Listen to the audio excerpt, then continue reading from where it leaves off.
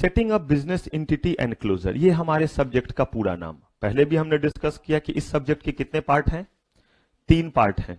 इसमें से part A हमारा जो है वो कहता है कि कैसे कंपनी का बर्थ होता है। पार्ट बी कहता है कि कंपनी का जब बर्थ हो गया, कंपनी जब बन गई, तो कंपनी चलती कैसे है, यानी कि कंपनी को कौन कौन से कंप्लायंसेस फुलफिल करने पड़ते हैं, कौन कौन से रजिस्टर मेंटेन करने पड़ते हैं, कंपनी को इंटेलेक्चुअल प्रॉपर्टी राइट से रिलेटेड क्या क्या कंप्लायंसेस करना पड़ता है, उसे पैन लेना पड़ता है, टैन लेना पड़ता है, और क्या क्या कंप्लायंसेस करने पड़ते हैं। यानी कंपनी के गोइंग कंसर्न की कहानी है, बिजनेस के चलने की कहानी है। और पार्ट सी हमारा थोड़ा दुख दर्द है, और ये कहता है कि जब कंपनी के बिजनेस अच्छे नहीं चल रहे हैं तो कंपनी को कैसे हम सरवाइव कराएंगे। कोशिश करेंगे सरवाइव कराने का, नहीं सरवाइव हुआ तो और जबरदस्त कोशिश करेंगे, उसके बाद भी सरवाइव नहीं किया कंपनी तो क्या कर देंगे, हम उसे वाइंड अप कर देंगे। यह है हमारा पार्ट सी। हमने पढ़ना शुरू किया पार्ट बी। पार्ट बी में हम लोगों ने जो है बेसिकली डिस्कशन किया और बातचीत की, और ये जो कंप्लायंसेस है ये सारे कंप्लायंसेस किससे रिलेटेड है, लेबर लॉ से। फिर मैं आपको बैक कर रहा हूं, हम लोग जो पोर्शन पढ़ रहे हैं ये कंपनी के बर्थ की है या कंपनी के चलाने की है।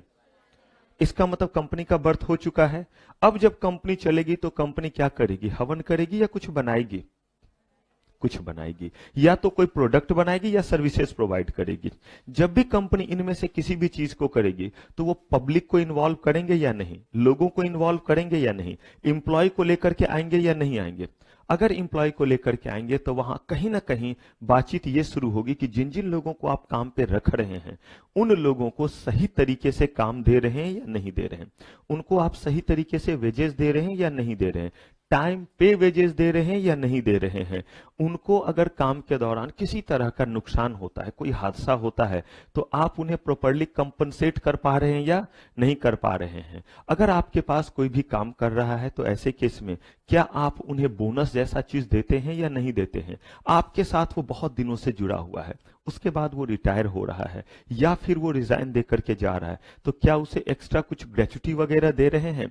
अगर कोई पर्सन जो है वो कहीं काम कर रहा है तो ऐसे केस में रामदीन को पूरा पैसा तो आप देंगे ही देंगे, लेकिन कह रहे हैं कि कुछ उसके ही हिस्से का पैसा क्या करते हैं, हम रख लेते हैं, और कुछ पैसा एम्प्लॉयर जो है वो किसी ऐसे फंड में रख देता है कि कल को वहां काम करने वाले, चाहे वो रामदीन हो, हरिया हो, राम खिलावन हो, कोई भी हो, अगर उसे पैसे की रिक्वायरमेंट हो तो ये रिक्वायरमेंट वो वहां से फुलफिल कर सके, उस पैसे का यूज कर सके, यानी प्रोविडेंट फंड जैसे कंसेप्ट कहा। ठीक है, अब हमने यहां पे डिस्कस भी किया था कि टोटल कितने एक्ट पढ़ने हैं हमें, 16। बार बार ये कह करके डरा नहीं रहा हूं, लेकिन अगर हम कभी कभी क्या होता है बहुत खुशफहमी में रहते हैं तो गलतियां ज्यादा होती है, तो थोड़ा अलर्ट रहना है कि ये चैप्टर बड़ा है, इसीलिए ये चैप्टर शुरू हुआ तो अभी खत्म नहीं हो रहा है, टॉपिक खत्म होते जा रहे थे, लेकिन ये चैप्टर लगातार चलता जा रहा है। कुछ ऐसे भी चैप्टर होंगे शुरू होगा खत्म हो जाएगा, आप बोलिएगा सर खत्म हो गया, मैं बोलूंगा हाँ खत्म हो गया। तो इसीलिए कोई चैप्टर बड़ा रहे तो भी नहीं घबराते हैं, छोटा रहे तो भी नहीं घबराते हैं, जिसका जितना वेटेज है हमें क्या करना पड़ेगा, उसे पूरा पढ़ना पड़ेगा। 16 एक्ट हैं। हाँ ये जरूर है कि इन एक्ट को बहुत कंप्रेस किया गया है, अगर नहीं कंप्रेस किया जाता तो it is of 100 marks in professional, same चीज 100 मार्क्स के लिए है। यहां पे हमें जो 16 एक्ट पढ़ने, इसमें सबसे पहले हमने पढ़ा था किस एक्ट को, फैक्ट्रीज एक्ट, जहां पे हमने देखा था कि अगर कोई जगह जिसका नाम फैक्ट्री है, जहां पे मैन्युफैक्चरिंग एक्टिविटी हो रही है, वहां पे अगर कोई मजदूर काम कर रहा है, रामदीन काम कर रहा है, हरिया काम कर रहा है, राम खिलावन काम कर रहा है, तो उसे एक मिनिमम जो है वो बेसिकली जो है वो कंडीशन मिले जिसमें वो काम कर सके। आप क्लास कर रहे हैं, ठीक है, मैं ये नहीं कहता कि बहुत लग्जरियस मैंने आपको माहौल दिया हुआ है, लेकिन ये इतना जरूर है कि इस तरीके में आप पढ़ सकें। ठंड एसी जो भी रहता है वो इतने रीजनेबल है, चेयर रीजनेबल है, और भी हो सकता है, पीवीआर जैसा भी हो सकता है, जहां पे ऐसे बटन दबाया, ऐसे टीचर बोल रहे हैं, एक तो वैसे ही नींद आती है जब टीचर बोलते हैं, ऊपर से अगर जो है वो सोफा अगर लगा रहे तो फिर पूछिए ही मत क्या होगा।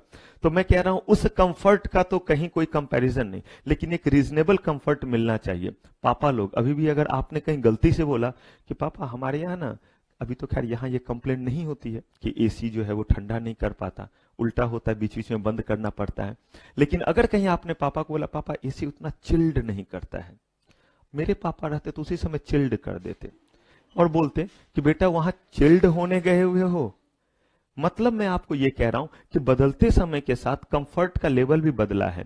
फैक्ट्री, जिस समय पहले लोग काम करते थे, कहते थे किसी भी तरीके से काम कर लेंगे, हम लोग भी पढ़ाई करते थे। That was the story of 2006 जब मैंने इनरोलमेंट लिया था। मैं आपको सही बता रहा हूं, माहौल ऐसा नहीं था। माहौल ऐसा नहीं था का मतलब यह है कि कंफर्ट जोन या इस तरीके का सिचुएशन नहीं था। टीचर आते थे, मार्कर से मार्कर की स्मेल पूरे रूम में फैली हुई रहती थी। रीजन ये कि सुबह से शाम तक वो जो मार्कर चल रहा होता है तो एक खासी तरह का स्मेल, ऐसे ही नींद आती थी, उस स्मेल में ऐसा लगता था आप बेहोश हो जाएंगे या आप खत्म हो जाएंगे। अगर लाइट कट गई है तो हम लोग दुखी हो जाते थे। क्यों? पंखा चलना बंद हो जाता था। फैन तो एसी तो वैसे ही नहीं चलता था, बस क्या चल रहा होता था, फैन, और वो बंद हो जाता था। लेकिन मजाल है, बोलेंगे कि सर गर्मी लग रही है। क्यों? क्योंकि टीचर उस माहौल में जब क्या कर रहे हैं, पढ़ा रहे हैं, तो हम बोल नहीं सकते। कहा कि लेकिन समय बदलता गया। कहा गया कि फैक्ट्री में काम करने वाले रामदीन राम खिलावन को एकदम एसी और डीसी नहीं देंगे, लेकिन कम से कम एक रीजनेबल क्या देंगे, एटमोस्फेयर देंगे। अनरीजनेबल ड्यूरेशन नहीं होगा काम कराने का, और जब काम कराएंगे तो मिनिमम वेजेज एक्ट के अकॉर्डिंग इतना पैसा जरूर देंगे कि उसे 2 वक्त की रोटी मिल सके। क्योंकि अनएम्प्लॉयमेंट ज्यादा हमारे देश में होने के कारण शायद उसके साथ ऐसा किया जा सकता है कि भाई आप काम करोगे, हम आपको इससे ज्यादा पैसे जो है वो नहीं देंगे। मिनिमम वेजेज एक्ट के बाद पेमेंट ऑफ वेजेज एक्ट कहता है कि जितना उसका मिनिमम वेजेज एक्ट के अकॉर्डिंग पैसा बनता है उतना उसे दो, लेकिन कितने दिन के भीतर दोगे, ये कौन सा एक्ट बताता है? Payment of wages act. Employee compensation act और इंप्लॉय स्टेट इंश्योरेंस एक्ट, ये दोनों ही एक्ट आपका जो है वो बताता है कहानी सिर्फ और सिर्फ इस बात की कि अगर कोई वहां काम कर रहा है, काम के दौरान किसी तरह का हादसा हो जाता है, मैंने आपको बताया था डायरेक्टली इनडायरेक्टली किसी तरह से रिलेटेड हो। इवन रामदीन काम कर रहा था सिक्योरिटी गार्ड का, उसने एक चोर को जो है वो चोरी करने से रोका। चोर तो भाग गया लेकिन खुन्नस में था कि जब रामदीन आएगा बजा डालूंगा। रामदीन जब अपना शिफ्ट खत्म करके जा रहा था तो उसे कोपचे में लिया, धप धप, मंच या 5 स्टार नहीं था, क्या था, चाकू, धप धप दिया, रिटायर हर्ट बेचारा, रिटायर सही वाला रिटायर हर्ट। अब वो जो है वो रिटायर हर्ट। अब ऐसे केस में बताइए क्या उसे कंपनसेशन मिलना चाहिए? अगर वास्तव में देखें तो भाई क्या, वो तो रास्ते में जा रहा था तब ऐसा हुआ, लेकिन ये जो घटना है उसके एम्प्लॉयमेंट से जुड़ा हुआ है या नहीं? अगर उस चोर को वो चोरी करने से नहीं रोकता तो चोर में खुन्नस नहीं आती और वो उसका गेम नहीं बजाता। कहा गया कि डायरेक्टली इनडायरेक्टली जिस भी तरीके से एम्प्लॉयमेंट से जुड़ा होगा हम उन्हें क्या करेंगे, हम उन्हें जो है वो कंपनसेट करेंगे। Payment of bonus act, payment of bonus act basically कहता है कि आपकी जो सैलरी है वो मिलेगी ही मिलेगी, एम्प्लॉय की सैलरी। इसके अलावा एक खास रेट से आपके अर्निंग के बेसिस पे हम आपको क्या प्रोवाइड करेंगे, बोनस प्रोवाइड करेंगे। और बताइए मुझे इस बोनस एक्ट के अकॉर्डिंग मिनिमम बोनस का क्या परसेंटेज है? 8.33%। जितना आपके पॉकेट में पैसा है उसका या जितना मेरे में है? सैलरी या सैलरी अर्न्ड? कम से कम ये बात पूरा जरूर ध्यान रखिएगा क्योंकि एग्जाम में हम सब लिखते हैं। और 8.33 एक तो बच्चे को याद नहीं तो वो तो नालायक के कैटेगरी में। एक बच्चा जिसे याद रहेगा 8.33%, लेकिन वो अंतिम तक नहीं पहुंच पाता है, वो लिख देता है सैलरी। और सही मानिए मार्क्स आपके कटेंगे क्योंकि हमने इंस्ट्रक्शन दिया है कि आंसर पूरे होने चाहिए। 8.33% ऑफ सैलरी, क्या ये सही आंसर है? आप ही सोच के देखिए, मैं किस सैलरी का 8.33 निकालूं? तो 8.33% of salary earn during the financial year, उसका 8.33। मैक्सिमम कितना है? मैक्सिमम 20% है। ठीक है, फिर हमने पढ़ा था ग्रेचुटी के बारे में। जब हमने ग्रेचुटी के बारे में पढ़ा था तो हमने देखा था कि ग्रेचुटी उस एम्प्लॉय को देते हैं जो किसी ऑर्गेनाइजेशन में कम से कम कितने दिन रहा हो।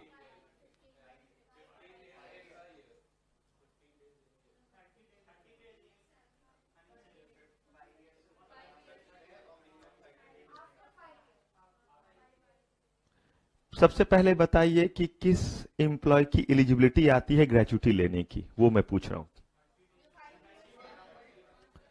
जिसने 5 साल उस ऑर्गेनाइजेशन में काम किया। मैंने आपसे बहुत हम्बल रिक्वेस्ट किया है, सीएस अच्छा वाला बनना है, मत रटिए। हाँ वो चीज जरूर रखिए जो फिगर में है, लेकिन कॉम्प्रिहेंशन क्लियर रहना चाहिए। ये नहीं कि कोई एक लाइन है तो हर चीज का आंसर वही एक लाइन होगा।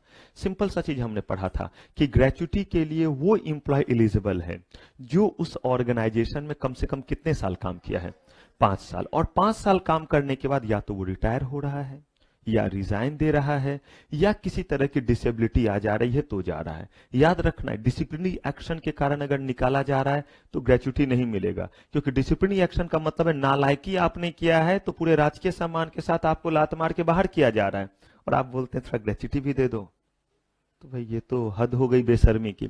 इसीलिए उन्होंने कहा है कि नहीं, अगर डिसिप्लिनरी एक्शन के केस में जा रहे हैं तो भले 10 साल रह करके भी जाएंगे तो भी ग्रेच्युटी नहीं मिलेगा।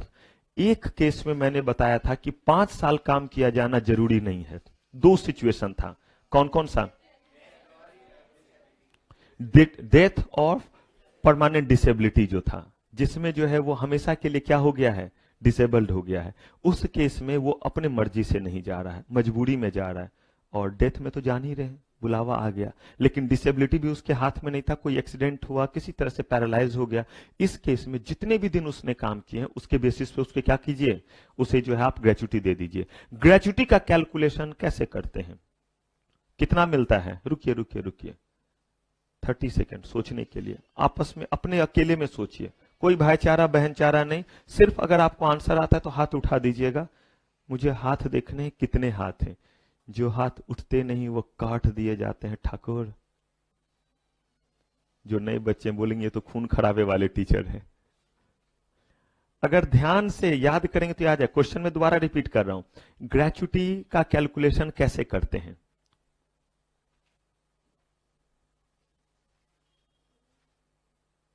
चलिए आप ही को पहला मौका दिया।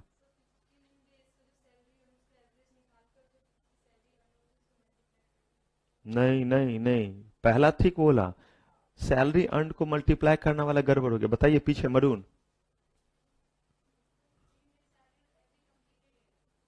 Okay, 15 year salary every completed, ठीक। और आपके पार्टनर रिटायर हट कर दिया, ये दोनों सेटिंग करते हैं कि जा एक दिन तू जी ले अपनी जिंदगी और एक दिन मैं जीऊंगी अपनी जिंदगी। हाँ जी बताइए, कॉर्नर पिंक, सही कह रहे हैं? सब अपना कपड़ा देख रहे हैं कि मैं यही पहना हूं ना आज। सही कह रहे हैं, ब्लैक सही कह रहे हैं। यही हमने पढ़ा था कि 15 डेज की क्या, और उसको मल्टीप्लाई किससे करेंगे? बड़ा सिंपल सा है। देखिए अगर आपके दिमाग में चीज क्लियर रहेगा ना तो बोलना आसान रहेगा, तो इसलिए रटिए मत। आपने जो काम किया वो साल तो आपको पता होगा, और अगर फ्रैक्शन में भी है तो हम अगला ईयर ले लेते हैं ताकि आपको क्या मिल जाए, बेनिफिट मिल जाए। और उसको किससे मल्टीप्लाई करेंगे? आपके 15 दिन का जो सैलरी है उससे उसको मल्टीप्लाई कर दिया, उतना आपको क्या मिलेगा, ग्रेच्युटी। लेकिन ये तब मिलेगा जब आपने कितने साल काम किया हुआ है?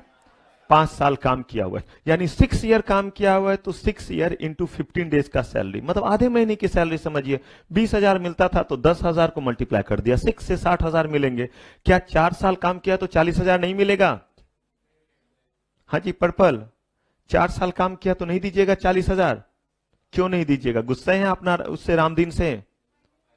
बिल्कुल सही, क्योंकि 5 ईयर हमारा कंप्लीट नहीं हुआ है इसलिए। इसके बाद हमने पढ़ा था प्रोविडेंट फंड का कंसेप्ट, और इसमें हमने आपसे जिक्र भी किया था कि ऑल दो रामदीन से पैसे ले रहे हैं, लेकिन कहीं ना कहीं रामदीन को सूद समेत ये पैसे वापस कर रहे हैं, और बल्कि उसी के बुरे दिन के लिए पैसे जमा कर रहे हैं। आप कहिएगा सर कौन सा अच्छा काम कर रहे हैं, दे देते रामदीन को तो वो भी रख लेता। अनफॉर्चुनेटली रामदीन इस तरह के सेविंग को नहीं कर पा रहा है, इसीलिए कहा गया कि आप उसके जो है वो सैलरी में से जो इन जनरल 12% क्या कर लीजिए, डिडक्ट करके उसे दीजिए। और जितना डिडक्ट किया है 12% उतना इंप्लॉयर क्या करें, और भी दे, तो एक तरह से उसे ज्यादा सैलरी मिल गया। और उस पैसे को कहां रख दे, प्रोविडेंट फंड अकाउंट में। उसे इंप्लॉयर अपने पास ना रखे, पता चला कि एक तो सैलरी में गड़बड़ घोटाला करेगा, कभी पीएफ लेकर के भी भाग जाएगा, जो पैसा रामदीन का जमा है वो भी गायब हो जाएगा। बड़े सारे घोटाले हुए हैं, फ्रॉड हुए हैं, इसलिए उन्होंने बोला कि ये अकाउंट कहां रहेगा, प्रोविडेंट फंड कमिश्नर होते हैं, यानी इसके लिए अलग अथॉरिटी है, और वहां जो है वो इंप्लॉयर को पैसे क्या करने पड़ेंगे, जमा करने पड़ेंगे। अगर इंप्लॉयर ने ऐसा नहीं किया तो क्या है, पेनल प्रोविजन है।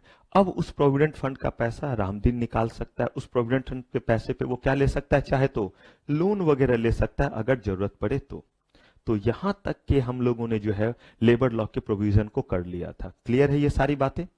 अब देखिए कौन सी बात है, अब बात आई, और ये है मारघाड़ एक्शन से भरपूर फिल्म।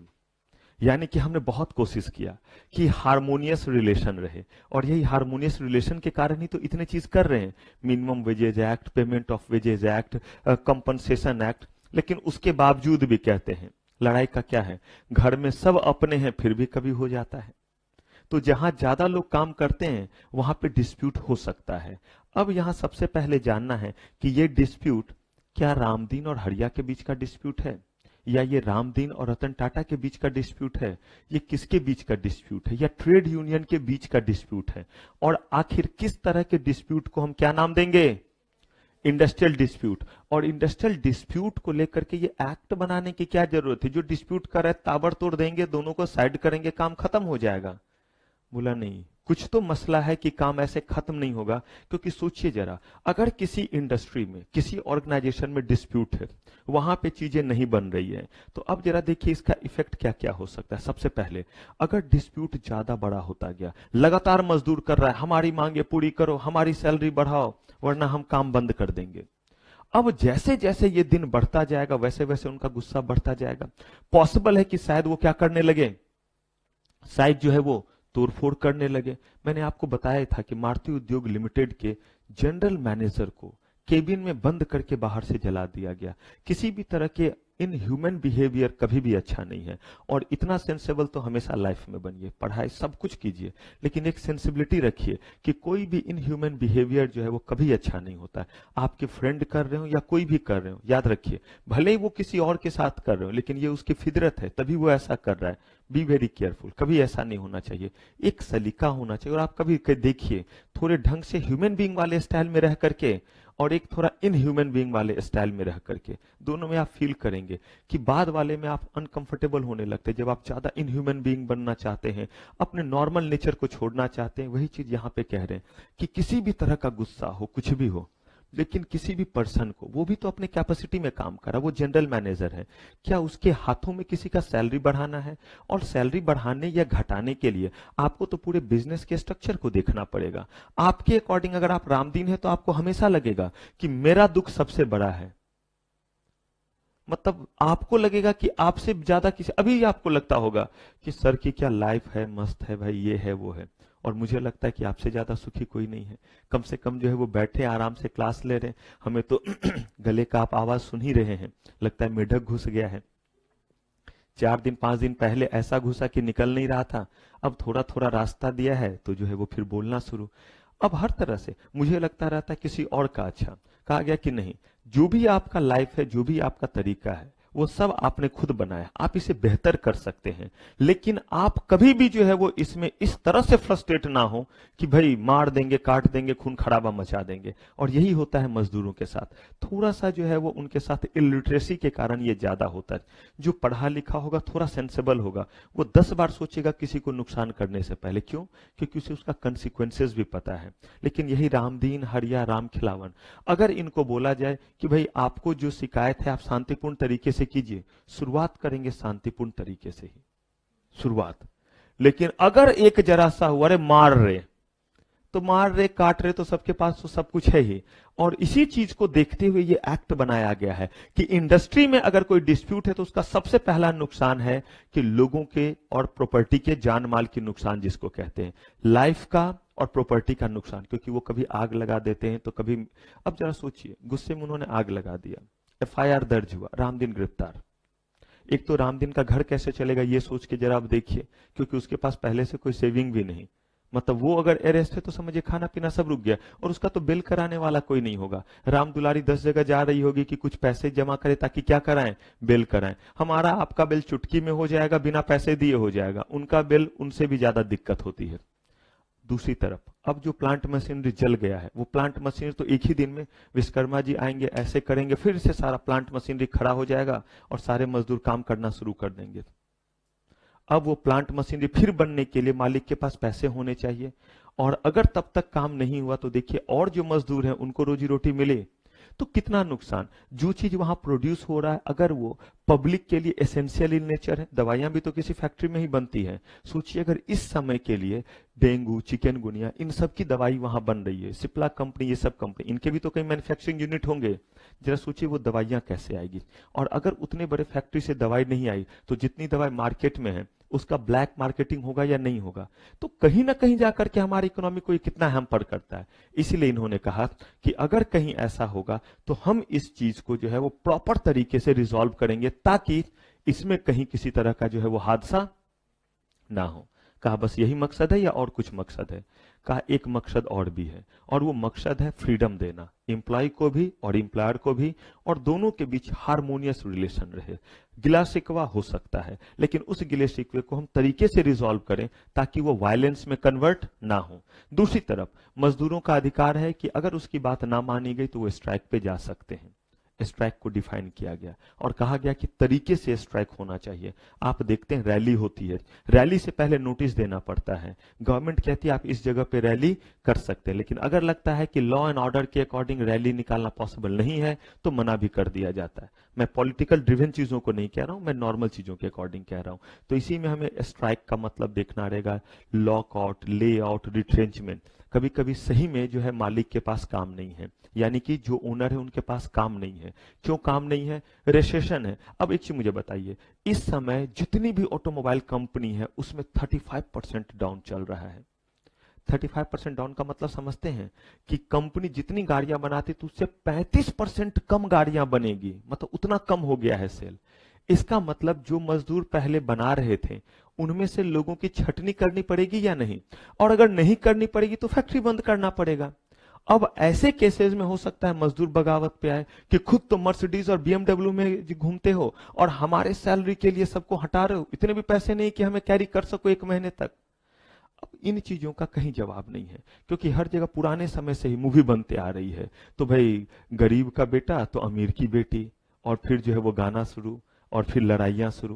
कह रहे वो मूवी वगैरह में जो है वो दिखता है, बड़ा आप सिंपैथाइज हो जाते हैं, लेकिन आप सोच करके देखिए जब आप रास्ते में चल रहे होते कितने ज्यादा लोग ऐसे हैं जो आपसे ज्यादा जो है वो वेल ब्लेस्ड हैं, लेकिन बहुत ऐसे भी लोग हैं जो आपसे भी बहुत नीचे। तो आप क्या करते हैं?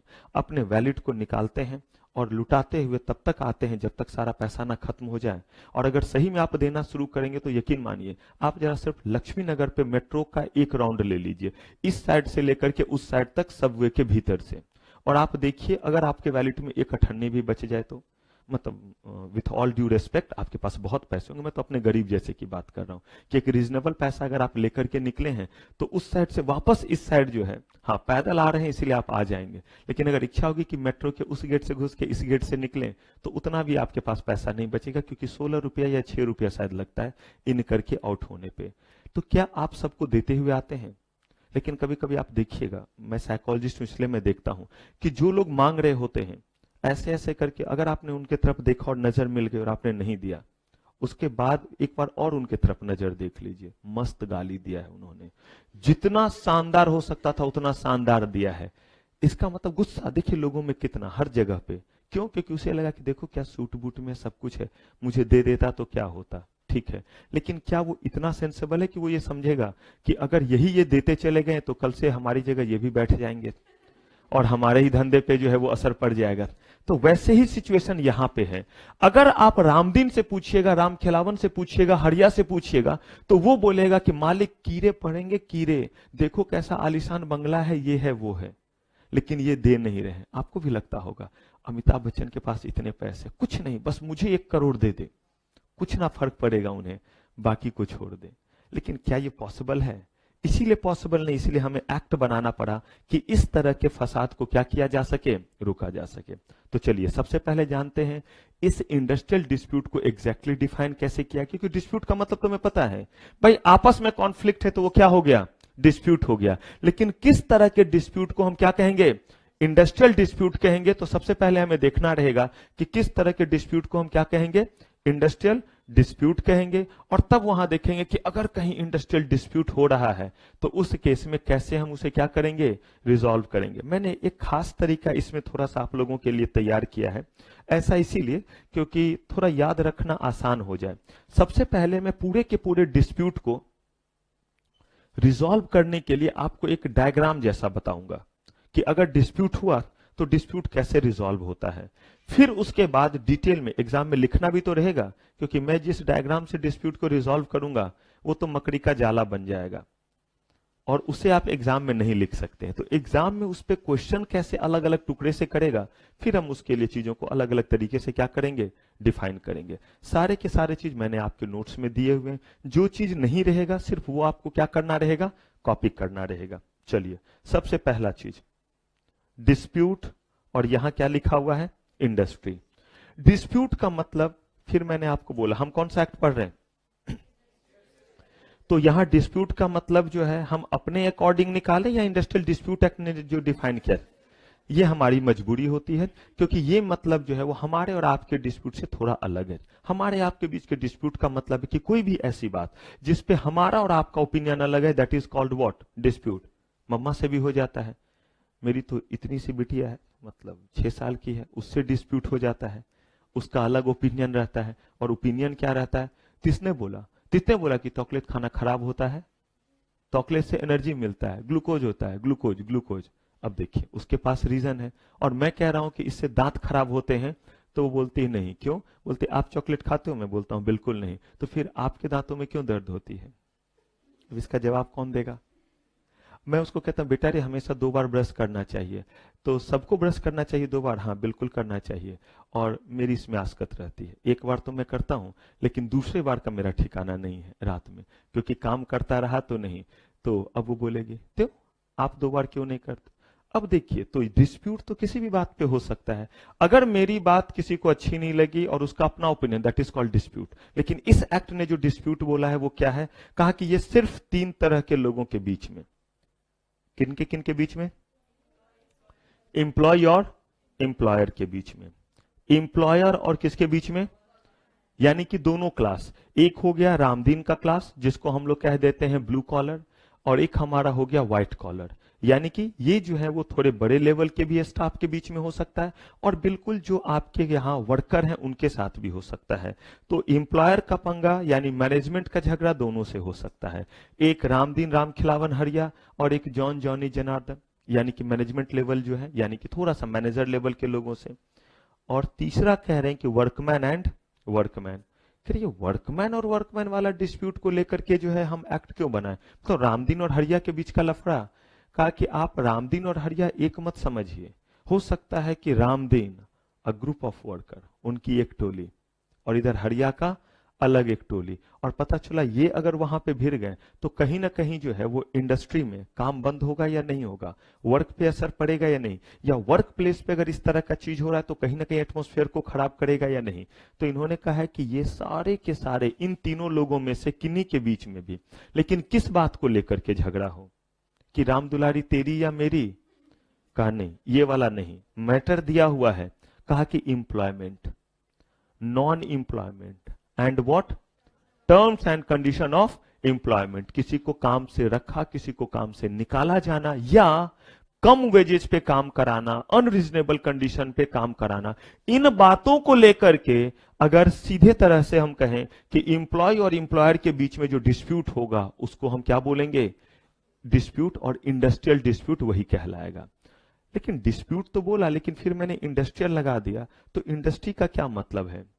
कहा कि इंडस्ट्री का मतलब है कि कोई ऐसा प्लेस जहां पे लोग सिस्टमेटिक तरीके से काम कर रहे हो, और चाहे वो किसी भी चीज के लिए काम कर रहे हो, यानी कि वो जरूरत की चीज, चाहे वो पेन हो, पेंसिल हो, मार्कर हो, डस्टर हो, चाहे वो चॉकलेट की फैक्ट्री हो, चाहे वो बिस्किट की फैक्ट्री हो। बस इन्होंने कहा है कि एम्प्लॉय और एम्प्लॉयर के बीच में कोऑपरेशन से काम हो रहा है और एक सिस्टमेटिक एक्टिविटी हो रहा है। सिस्टमेटिक एक्टिविटी का मतलब होता है जो काम लगातार हो रहा हो। Any systematic activity organised by what? Cooperation between employees and employer. किस चीज के लिए? Production, distribution of goods, services. लेकिन वो चीज क्या होना चाहिए? इंसान के लिए जरूरी चीज हो। यानी कि कहने का मतलब है कि कोई भी चीज जो एक सही चीज हो, अगर वैसा कोई एक्टिविटी हो रहा है। ये वर्ड इसीलिए लिखना पड़ा कि एक्टिविटी तो और भी हो सकते हैं। बहुत सहयोग से जो है वो किडनैपिंग किया जा रहा है, पूरे प्लानिंग के साथ जो है वो पान, कत्था, सुपारी, भाईगिरी का काम किया जा रहा है। कह रहे नहीं, क्या होना चाहिए वो? Satisfy what? Human want in and industry, except for what? देख लीजिए, except for domestic employment, cover from barber shop to big steel, company. कह रहे हैं कि डोमेस्टिक वर्क को छोड़ दीजिए, उसके अलावा चाहे वो नाई की दुकान से लेकर के, चाहे वो आपका जो बड़ी से बड़ी स्टील की कंपनी क्यों ना हो, किसी भी जगह अगर ह्यूमन वांट का कोई भी चीज मिल रहा है, और वो कैसे हो रहा है काम, इंप्लॉय और इंप्लॉयर के कॉपरेशन से सिस्टमेटिक एक्टिविटी हो रहा है, तो वो जगह क्या कहलाया, इंडस्ट्री।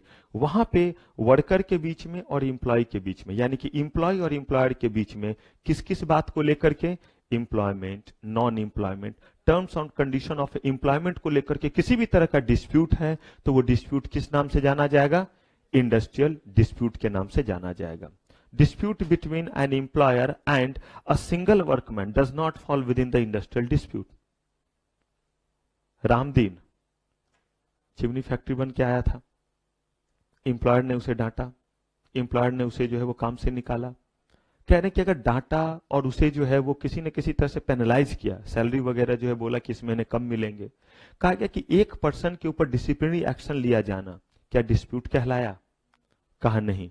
लेकिन अगर किसी एक पर्सन को काम से निकाल देते हैं और उसको प्रोटेक्ट करने के लिए बाकी उसके पीछे से चले आए, then it will become industrial dispute. Ramdeen की ही गलती थी, नहीं पता किसकी गलती, लेकिन फाइनली तय हुआ कि रामदीन की गलती, रामदीन को काम से निकाला गया। लेकिन उसके सारे साथी क्या आ गए, प्रोटेस्ट करने आ गए। तो उस समय जब निकाला गया, उस समय भी तो डिस्प्यूट था, रामदीन और उसके एम्प्लॉयर के बीच में डिस्प्यूट, क्योंकि रामदीन कहां काम से जाना चाह रहा था, कहा गया, लेकिन वो इंडस्ट्रियल डिस्प्यूट नहीं था।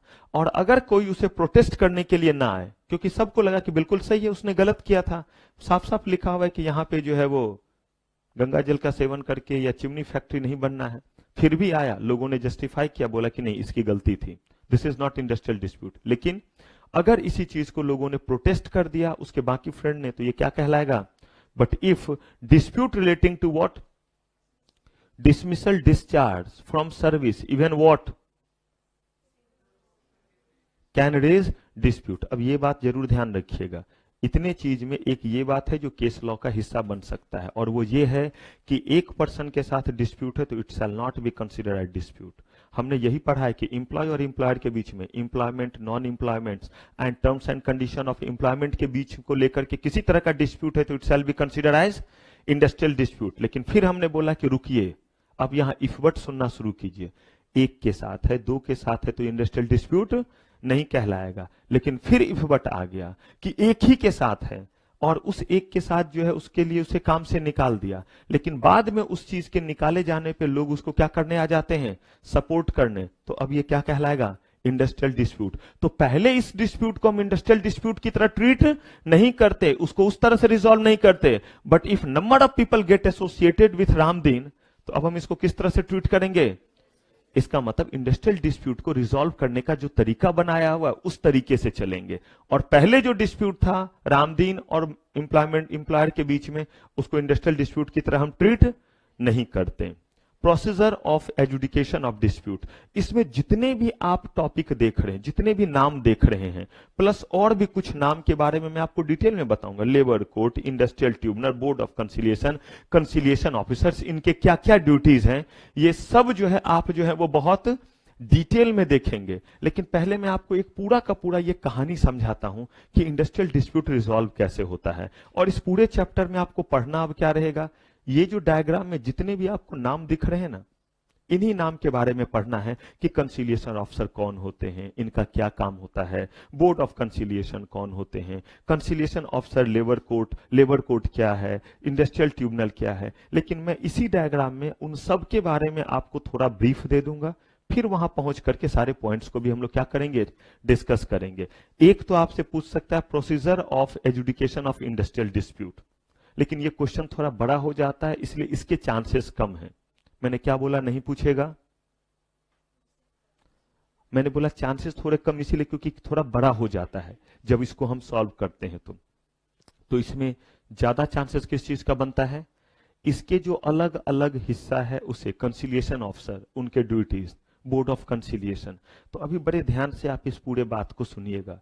इंडस्ट्रियल डिस्प्यूट ऑलरेडी क्या हो चुका है, इंडस्ट्रियल डिस्प्यूट हमें पता है, यानी कि इंडस्ट्रियल डिस्प्यूट क्रिएट हो चुका है। कहा कैसे रिजॉल्व करेंगे, कहा सबसे पहला काम, अगर कहीं पे 100 या 100 से क्या है ज्यादा जो है वो इंप्लॉय है, तो ऐसे केस में वहां पे एक हम क्या बनाते हैं, एक वर्क कमिटी बनाते हैं, और भी बहुत कमिटी के बारे में आगे बताऊंगा, inquiry committee, court of inquiry, तो वर्क कमिटी बनाते हैं। वो वर्क कमिटी के पास मामला सबसे पहले जाएगा। डिस्प्यूट किस बात को है?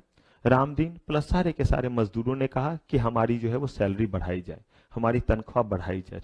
अब ये चीज कहां पहुंचा? वर्क कमेटी के पास। वर्क कमेटी ने दोनों के रिप्रेजेंटेटिव को बुलाया, दोनों की बातें सुनी, और साथ ही साथ उसने कहा कि कंपनी की स्थिति भी देखी जाए कि क्या कंपनी इतना सैलरी देने के पोजीशन में है, और कंपनी को इन मजदूरों से कितना ज्यादा फायदा हो रहा है। इन सारे चीजों को सही तरीके से सुन करके पॉसिबल है कि वर्क कमेटी ने जो है वो फैसला कर दिया, और फैसला दोनों को पसंद आ गया। हो सकता है सैलरी पहले मान लीजिए 200 रुपए थी, रामदीन ने कहा था उसकी पूरे टीम ने कि हमारा 250 करो, लेकिन शायद 220 पे वो मान गए। जब उनको बताया गया कि देखिए कंपनी की पोजीशन ये है, इससे ज्यादा अगर लेंगे तो आपकी कंपनी क्या हो जाएगी? बंद हो जाएगी, फैक्ट्री बंद हो जाएगा। 220 तक दिया जा सकता है, एग्री। दूसरी तरफ से जो है वो मैनेजमेंट को भी कन्विंस किया गया कि बॉस इतना आपको क्या करना चाहिए? देना चाहिए। दोनों एग्री हो गए, तो डिस्प्यूट क्या हो गया? सेटल, मामला खत्म। तो ये बहुत अच्छी बात हुई कि मामला यहीं पे खत्म हो गया। लेकिन ये भी तो हो सकता है कि रामदीन प्लस ग्रुप कहता है बिल्कुल ही नहीं, 250 से एक थैला भी कम नहीं, उतना ही। और इधर जो है हो सकता है कि 220 पे रामदीन और प्लस ग्रुप यानी मजदूरों का ग्रुप तैयार भी हो, लेकिन जो एम्प्लॉयर है वो कहता है एक अठन्नी ना बढ़ाऊंगा, काम करना है तो करो, नहीं करना है तो मत करो। ठीक है, अब मामला कहां चला जाएगा? तब कंसिलिएशन ऑफिसर के पास। कंसिलिएशन ऑफिसर जो होते हैं वो वर्क कमिटी से ज्यादा स्किल्ड पर्सन होते हैं, इसीलिए ये हायरार्की दिया हुआ है। आखिर डिस्प्यूट को कोई कैसे रिजॉल्व कर सकता है? दो तरीके से, एक हो सकता है ऑर्डर दे करके, और एक हो सकता है कन्विंस करके। ये जो आप देख रहे हैं ये सारा कुछ अभी कन्विंस करके हो रहा है, ये ऑर्डर दे करके नहीं है। ये कोई भी जो है वो जुडिशियल प्रोसेस अभी नहीं हो रहा है, ये सारे के सारे कंसिलिएशन के प्रोसेस हैं। जहां पे देखिएगा, आज ही आपको आर्बिट्रेशन कंसिलिएशन में जब और डिटेल बताऊंगा, कंसिलिएशन का मतलब होता है कि कोई फैसला तब तक नहीं मान्य होगा जब तक दोनों पक्ष सहमत नहीं है। लेकिन यही बात अगर हम आर्बिट्रेशन का करें तो वैसे नहीं, दोनों की बात सुनी गई लेकिन जो बोल दिया गया वो बोल दिया गया। कोर्ट में एक बंदा तो अंतिम तक दुखी रहता है कि मेरे अगेंस्ट हुआ फैसला, लेकिन वो फैसला इंप्लीमेंट होता है या नहीं होता है। लेकिन अभी जो भी प्रोसेस है ये सारा प्रोसेस कंसिलिएशन का है, यानी कि ये जुडिशियल इन नेचर नहीं है। तो कहा गया कि वर्क कमेटी का फैसला कब माना जाएगा? कहा जब दोनों क्या है? तैयार है। उसने दोनों को कन्विंस किया कि स्थिति ये है, नहीं कर पाया कन्विंस, पॉसिबल। मामला कहां गया? Conciliation officer. अब आप कहेंगे कि सर जब वर्क कमिटी नहीं कर पाया तो कंसिलिएशन ऑफिसर कैसे कन्विंस कर देगा? तभी तो अलग अलग हायरार्की बना हुआ है। These persons are very very very skilled in nature. आप देखते हैं फैमिली कोर्ट होता है, मीडिएशन वगैरह लिखा रहता है, और लिखा रहता है कि अगर कहीं भी जो है वो वाइफ हस्बैंड या किसी के बीच कोई पंगा या किसी तरह का विवाद हो तो आप वहां आकर के सुलह कर सकते हैं। वो करते क्या हैं? आपके और इनके बातों को सुन रहे हैं, और उसके बाद जो दोनों को कन्विंस करते हैं, दोनों को बताते हैं कि देखिए सिर्फ यही बात सही नहीं है, ये भी बात सही। ऐसे घर में भी होता है। कभी देखिएगा किसी रिलेशन में थोड़ा सा जो है वो गोलमोल होने लगा, तो कुछ लोग होते हैं जो इन मामलों में बड़े एक्सपर्ट होते हैं, दोनों को बिठाएंगे और दोनों को बताते कि देखो इससे क्या होगा, ऐसे करोगे तो ये होगा, ऐसे करोगे तो ये होगा, रिश्ता खराब हो जाएगा, कितनी छोटी सी जिंदगी। अब यही तो है कन्विंस करने का तरीका। तो कहा कि वो तरीका वर्क कमिटी से अच्छा किसका है? लेकिन याद रखिए, मैं बार बार इसीलिए इस चीज पे एम्फेसिस दे रहा हूं कि ये भी जो है वो एजुकेशन नहीं है, ये भी बस क्या करेंगे? कन्विंस करेंगे। पॉसिबल कि इस बार इनके कहने पे रामदीन तो 220 पे तैयार था, शायद इस बार जो है जो एम्प्लॉयर है वो तैयार हो जाए। अगर तैयार हो गए तो क्या हो गया? Dispute settle. तो डिस्प्यूट सेटल तो स्टॉप। ऐसा भी हो सकता है कि डिस्प्यूट जो है वो सेटल नहीं हुआ। अब देखिए, जब दो लेवल पे डिस्प्यूट सेटल नहीं हुआ, इसका मतलब आपको क्या लग रहा है? अब मामला ज्यादा गंभीर हो गया है। कहा गया कि अब क्या करो? कहा कि अब फटाक से इस बात की सूचना किसको दी जाए? सेंट्रल गवर्नमेंट को दिया जाए, लेबर मिनिस्ट्री को दिया जाए। यहां पे सीजी का मतलब हो गया हमारा लेबर मिनिस्ट्री। तो कहा गया कि सीजी को इस बात की सूचना दी जाए। क्यों भाई, सीजी क्या करेंगे? मजे लेंगे? कहा गया नहीं, तो सीजी क्या करेंगे? कहा सीजी का काम यहां पे ये होगा कि वो अब देखेंगे कि कहीं किसी तरह का वायलेंस न छिड़ जाए। जब वर्क कमिटी और कंसिलिएशन ऑफिसर बीच में आ गया, उसके बाद भी सेटल नहीं हुआ है, तो इसका मतलब है कि अब मामला ज्यादा क्या हो सकता है? तूल पकड़ सकता है, वायलेंस जैसा चीज हो सकता है। अब जो है वो सीजी बीच में आएंगे और सीजी जो है वो अपॉइंट करेंगे बोर्ड ऑफ कंसिलिएशन। कुछ नहीं, ये कंसिलिएटर जो है, जो अकेला कन्विंस कर रहा था, उसी का क्या है ये? Board of conciliator. आप देखते होंगे एक जज की बेंच ने फैसला सुनाया, नहीं पसंद आया, तो आप उसको जो है मल्टीपल बेंच में कर सकते हैं या नहीं? अपील कर सकते हैं। तो अब इससे फायदा क्या होता है? 3 जजों की बेंच क्या कर देगा जो एक जज ने नहीं किया? अरे भाई 3 लोग हैं, परसेप्शन थोड़ा क्या आएगा? ज्यादा आएगा, ज्यादा चीजों को समझ पाएंगे। इसलिए उन्होंने कहा कि एक के समझाने से नहीं समझे, शायद इन सबके समझाने से क्या हो जाए। तो क्या ये अब जो है मामला एजुडिकेशन का हो गया? अभी भी कौन सा मामला चल रहा है? कंसिलिएशन। मैं बार बार इसलिए वर्ड बोल रहा हूं, कोई कानूनी कार्रवाई नहीं, माने तो माने, नहीं तो उन पे कोई कानूनी कार्रवाई नहीं। जैसे कोर्ट के ऑर्डर को नहीं माने तो क्या होगा? आपके ऊपर कंटेम्प्ट ऑफ कोर्ट लगेगा, मानना पड़ेगा आपको। लेकिन यहां कोई जबरदस्ती नहीं है। बोर्ड ऑफ कंसिलिएशन ने भी समझाया, मामला सेटल्ड हो गया, कोई बात नहीं, खत्म। लेकिन मामला अब जो है वो सेटल नहीं हुआ। Now this is the end of conciliation. Conciliation का आसान शब्द समझाना, और कंसिलिएशन का मतलब हुआ जो एजुडिकेशन ना हो, मतलब जहां पे आपकी मर्जी, चाहे तो बात को माने, चाहे तो बात को ना माने। लेकिन कंसिलिएशन से फैसला आता है। कंसिलिएशन से फैसला कब आता है? जब दोनों ही पक्ष मानने को तैयार है और उस पर साइन कर रहा है कि हाँ मुझे 220 मंजूर है, और इधर जो है वो एम्प्लॉयर भी कह रहा है मुझे भी 220 रुपए जो है वो सैलरी देना या वेजेस देना क्या है? मंजूर है। तब कंसिलिएशन जो है वो क्या आता है? ऑर्डर में कन्वर्ट होता है। लेकिन कोई भी एक कभी भी कह देता है मुझे मंजूर नहीं है, तो आप कोई भी कानूनी कार्रवाई नहीं कर सकते। अगर मामला यहां तक नहीं हुआ, अब खत्म हो गया कंसिलिएशन। अब आप कहां पे इन कर गए? अब आप आ गए एजुडिकेशन। और एजुडिकेशन की पहली सीढ़ी क्या है? कंसिलिएशन का पहला सीढ़ी क्या है? Board of conciliation. एकदम जगह रहेंगे। पहला सीढ़ी क्या है? Work committee. वर्क कमिटी के बाद और कंसिलिएशन ऑफिसर के बाद। ये मैंने सबसे आसान तरीका बताया। इसमें कुछ और भी जो किरदार इन करेंगे बाद में देखेंगे। लेकिन इन तीनों से मामला नहीं सुलझा तो अब ये कंसिलिएशन नहीं होकर के क्या हो गया? एजुडिकेशन। यहां पे कहा सुनी नहीं होगा। आप अपनी बात सुना दीजिए, आप अपनी बात सुना दीजिए, और हम आपको कन्विंस करने वाले नहीं है। हम हथौड़ा ठोकेंगे और बोलेंगे कि 220 रुपया का सैलरी 3 महीने पहले से दो। ये भी ऑर्डर दे सकता है लेबर कोड कि वो तो मजदूर कह रहे हैं कि अगले महीने से दो ना, मैं आपको ऑर्डर देता हूं कि 3 महीने पहले से ही जो उनका पैसा है उस पर भी जो है वो नया वाला जोड़ करके आप दो। लेबर कोर्ट की मर्जी है। बशर्ते बात यह है कि कौन अपने बातों को किस तरह से रख पाता और क्या सही चीज है। अगर लेबर कोर्ट में चीजें हो गई तो बड़ी अच्छी बात है। अब क्या सर फिर कह रहे हैं लेबर कोर्ट में चीजें हो गई तो? अरे भाई लेबर कोर्ट ने फैसला सुनाया और उस फैसले को किसी ने चैलेंज नहीं किया। ये नहीं बोल सकते माना नहीं।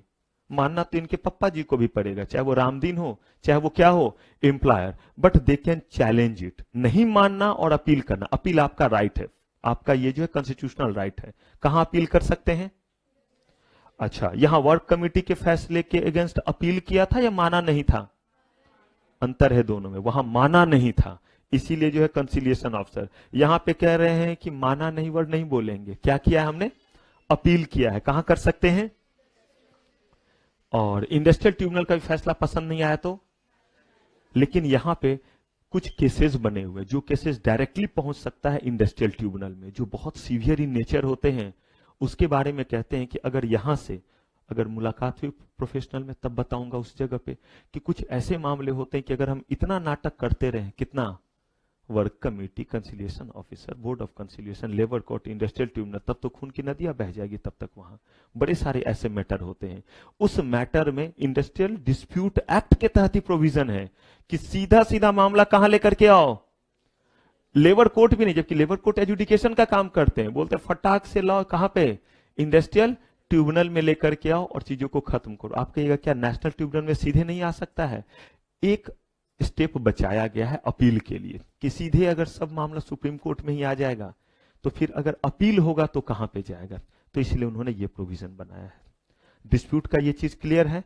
अगर मान लीजिए आपसे 5 मार्क्स के लायक पूछ दिया कि what is the procedure of adjudication of industrial dispute, 5 marks के लिए। एक बार कॉपी पे लिखिए तो, write down the step wise procedure, copy हमेशा निकाल के रखेंगे, ये नहीं कि प्रवचन अच्छा चल रहा है चलने देते हैं, तकलीफ हो गई कॉपी निकालना पड़ा। Write down the step wise procedure for adjudication of industrial dispute. Adjudication word बताना था इसलिए बतलाया, इसका मतलब होता है कार्रवाई, कानूनी कार्रवाई को हम क्या बोलते हैं, एजुडिकेशन।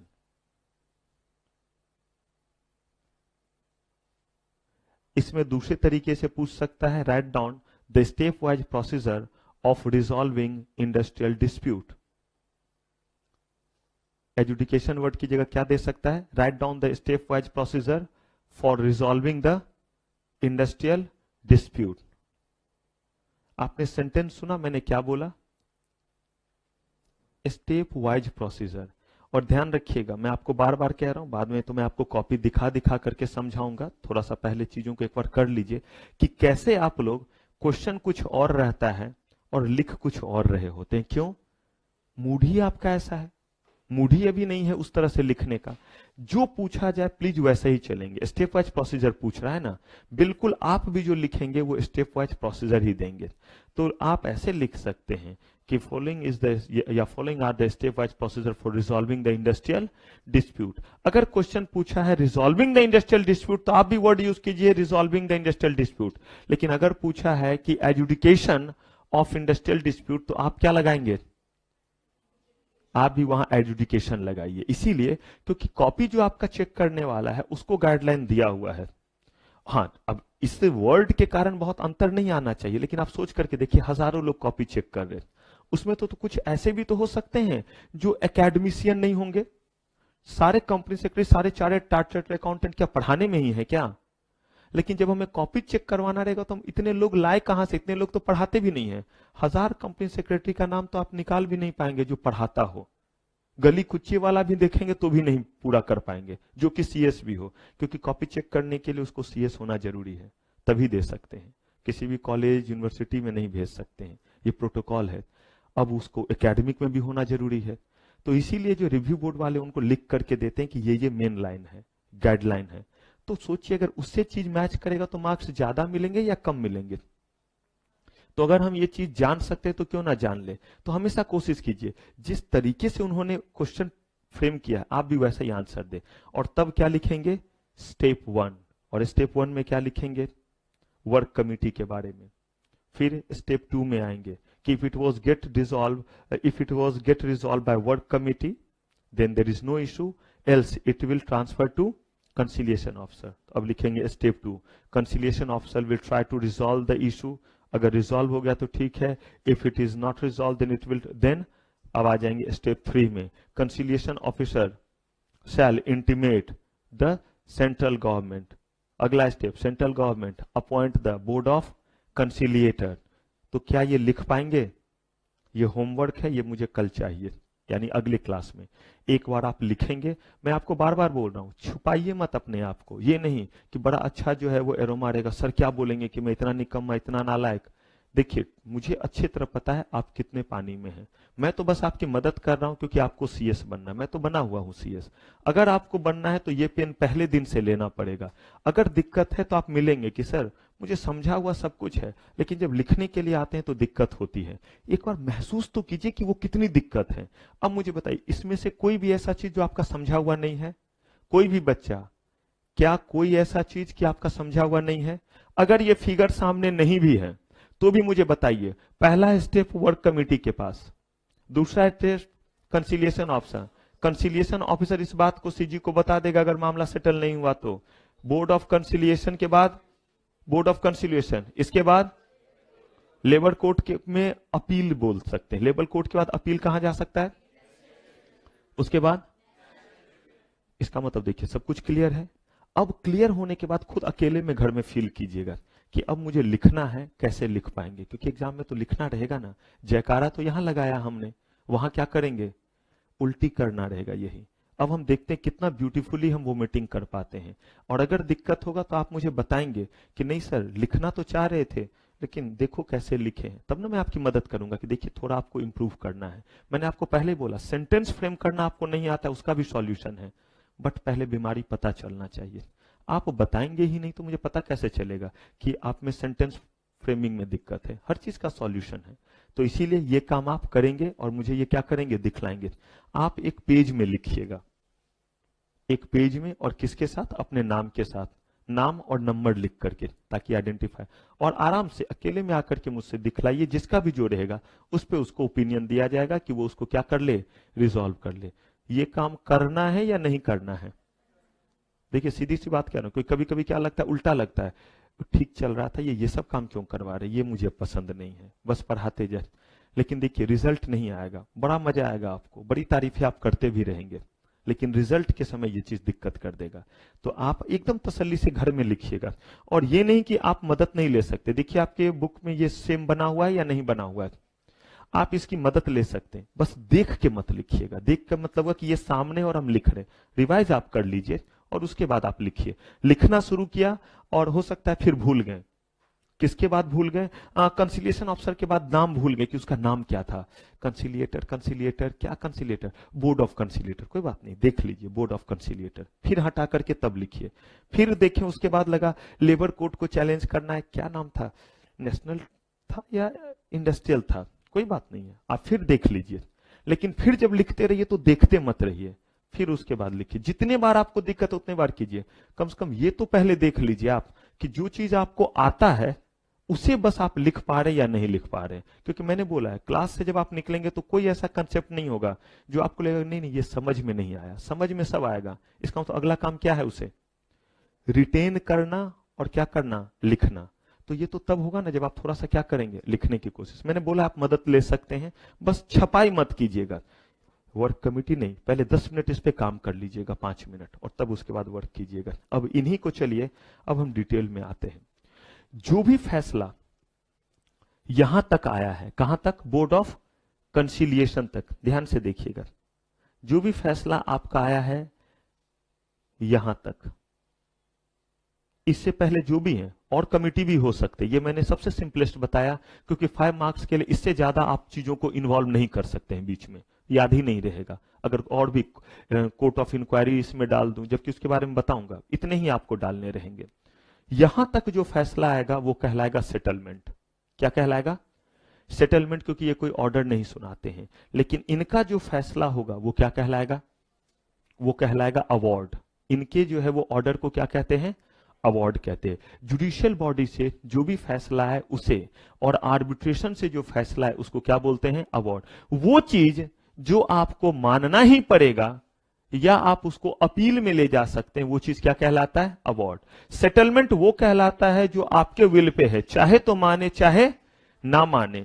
तो देखिए अवार्ड का मतलब क्या हो गया, कौन कौन देंगे, लेबर कोर्ट, इंडस्ट्रियल ट्रिब्यूनल और नेशनल ट्रिब्यूनल। और कौन सुना सकते हैं, आर्बिट्रेशन।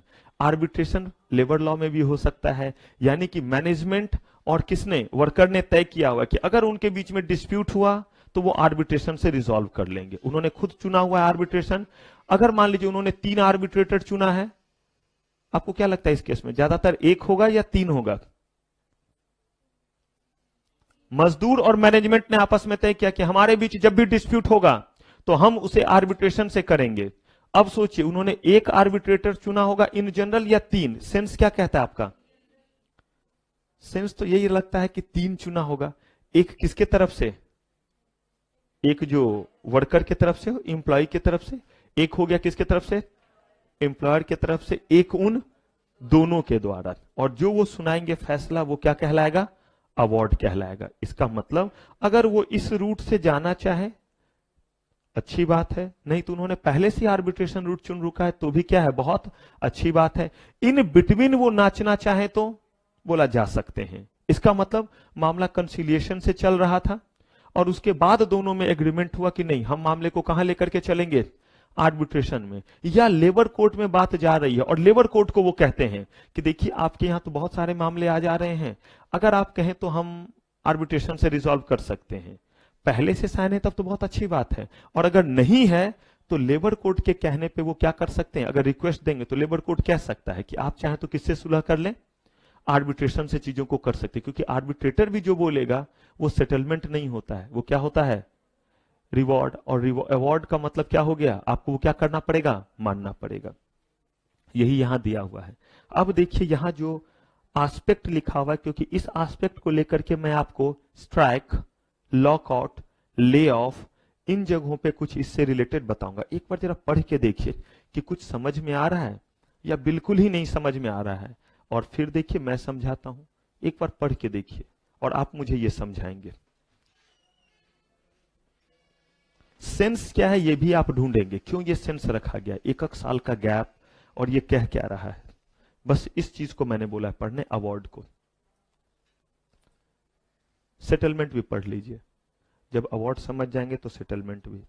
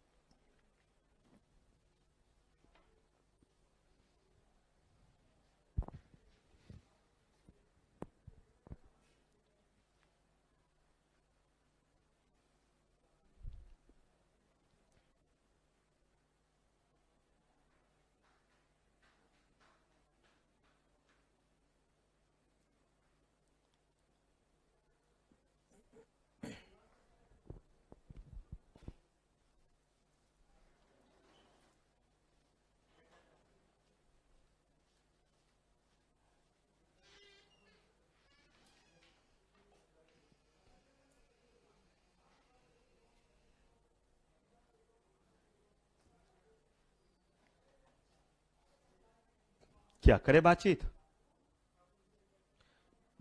पहला पॉइंट लिखा हुआ है, award shall be published by central government, state government with in how many days.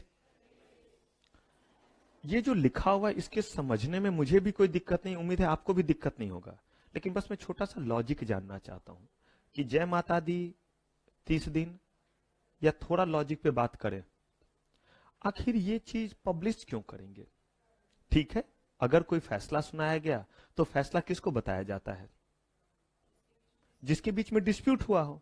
इसको जो है वो सेंट्रल गवर्नमेंट, स्टेट गवर्नमेंट इसको पब्लिश करे। ठीक है भाई, वर्कर के बीच में था और वहां के मैनेजमेंट के बीच में था, फैसला सुनाया गया कि 220 रुपए की सैलरी क्या करनी पड़ेगी, अगले महीने से या 2 महीने बाद से देना पड़ेगा, या बोला गया कि नहीं इस समय सैलरी नहीं बढ़ सकती है, या पूरा 250 देना पड़ेगा, जो भी होगा। कह रहे हैं ऐसा इसीलिए किया गया ताकि इस चीज के बारे में जो है वो सिर्फ उस ऑर्गेनाइजेशन को नहीं बल्कि और ऑर्गेनाइजेशन को भी पता चले कि इस तरह के जो है वो वर्क में सैलरी बढ़ाई गई है, ताकि वो भी बिना यहां तक पहुंचे हुए चीजों को क्या कर ले।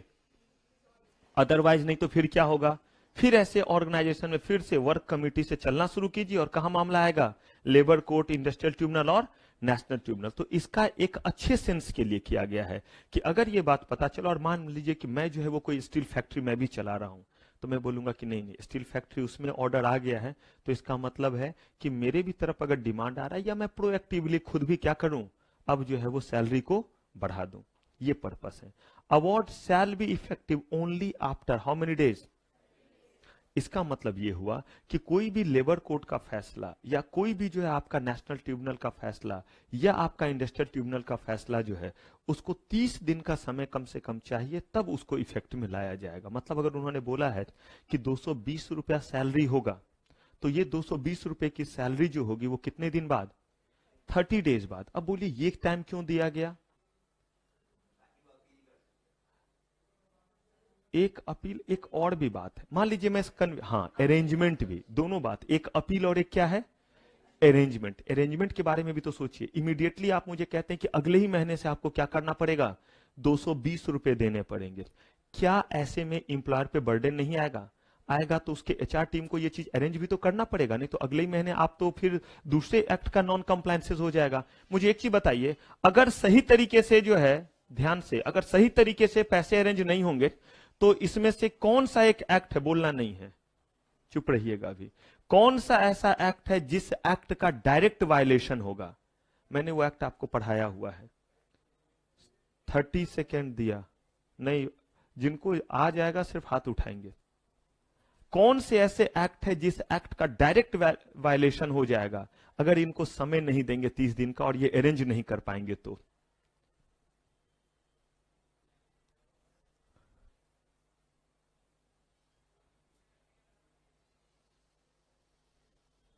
नए बच्चों को तो छोड़ रहा हूं क्योंकि उन्होंने वो एक्ट नहीं पढ़ा है, लेकिन जिन्होंने पढ़ा है, हाँ जी, प्रिंटेड बताइए, सोच के देखिए। मिनिमम वेजेज एक्ट क्या कहता है? Payment of wages act. मैं इसीलिए बोल रहा हूं कि एकदम परेशान मत हो, ना दिमाग पे जोर डालिए, मैं तो आसान काम कर रहा हूं आपके साथ। मैं तो बोल रहा हूं और प्रेशर कम कीजिए, आसानी से समझिए चीजों को। मैं रटने बोल कहां रहा हूं? रटने तो वो नंबर बोल रहा हूं ना, उसमें मैं क्या करूं? इसमें 30 लिखा है, मैं क्या बोलूं, जो मर्जी वो याद कर लो? नहीं, लेकिन इसीलिए इस पर डिस्कशन करें कि थोड़ा आसान हो जाए इस चीज को जो है वो याद रखना। याद कीजिए, मिनिमम वेजेज एक्ट में हमने क्या डिस्कस किया कि कितना वेजेज मिलेगा ये तय करता है। वो वेजेज कब मिलेगा, देखिए आज भी रिवाइज नहीं कराया मैंने थोड़ा सा। पेमेंट ऑफ वेजेज एक्ट कहता है कि जो आपको वेजेज मिलना तय हुआ है वो इतने दिन के भीतर मिलना चाहिए। अगर आप इनको देंगे ही नहीं समय उन चीजों को मैनेज करने का, तो अगला सैलरी जो इनका जाएगा, मुझे एक चीज बताइए, सैलरी देने को लेकर के पेमेंट ऑफ वेजेज एक्ट ने क्या बोला हुआ है? कितने दिन के भीतर मिलना चाहिए? किस केस में? अगर 1000 तक हो, कम हो तो? अगर 1000 या उससे क्या हो तो कितने दिन में? 10 डेज में देना है। तो आप सोचिए, आपके पास अगर 900 वर्कर भी हैं तो अगर 30 तारीख को जो है वो खत्म हुआ तो 7 दिन के भीतर क्या करना पड़ेगा? 7 तारीख तक देना पड़ेगा। ये बढ़े हुए 20 रुपए के हिसाब से पैसे नहीं बढ़ेंगे। तो इसीलिए जो है यहां पे इनको समय दिया गया कि ये इफेक्ट में आने के लिए कितना चाहिए। देखिए, कोई भी एक्ट अगर बनता है तो उसमें आप याद कीजिए, आर्बिट्रेशन एंड कंसिलिएशन एक्ट से पहले हम लोगों ने एक चैप्टर पढ़ा था, इंटरप्रिटेशन ऑफ स्टैट्यूट। देखिए, क्यों मैं आप लोगों को बोलता हूं कि जिनके पास हिम्मत हो वो एक साथ 2 ग्रुप दे, इसीलिए क्योंकि आपके सब्जेक्ट इस तरह से पैक हैं कि वो हर जगह घूमते रहेंगे, नाचते रहेंगे, कभी इधर जाएगा कभी इधर जाएगा। अगर आपको याद हो, इंटरप्रिटेशन ऑफ स्टैट्यूट, उसमें हमने कुछ पढ़ा था और उसमें एक चीज हमने पढ़ा था और उसका कुछ नाम दिया था उस चीज का, उस गाइडलाइन का, जिसमें हमने कहा था कि जब भी एक्ट को हम इंटरप्रेट करते हैं तो सिर्फ एक ही एक्ट के अकॉर्डिंग नहीं करते हैं, जिस जिस जगह पे उसके बारे में कहा हुआ उनको एक साथ कंप्लाई इन टोटलिटी करते हैं। उस स्टाइल का क्या नाम है? हाँ ना, वो तो वह कानून बनाना। मैं कह रहा हूं इंटरप्रिटेशन के लिए बहुत सारे लॉ नहीं बताए थे प्रिंसिपल। और आगे बढ़िए, रीजनेबल के बाद है हार्मोनियस इंटरप्रिटेशन। हार्मोनियस इंटरप्रिटेशन का मतलब है कि 2 एक्ट में कुछ लिखा हुआ है, उन दोनों को हमें एक साथ क्या करना पड़ेगा? फुलफिल करना पड़ेगा। इसीलिए जब उन्होंने फैसला सुनाया तो कहा कि ठीक है, इंडस्ट्रियल डिस्प्यूट एक्ट तो फुलफिल हो जाएगा, लेकिन अगर हमने समय नहीं दिया तो पेमेंट ऑफ वेजेज एक्ट जो है वो फुलफिल नहीं कर पाएगा। तो जब हमें एक साथ बहुत सारे एक्ट को कंप्लाई करके चलना पड़ता तो उसको क्या बोलते हैं? Harmonious interpretation. Award is generally valid for, ये बस मुझे समझा दीजिए इसका मतलब क्या है तो जानू। बिल्कुल सही सेंटेंस लिखा हुआ, ग्रामेटिकली कोई एरर नहीं है, इतना ही लॉ में लिखा हुआ है। बताइए।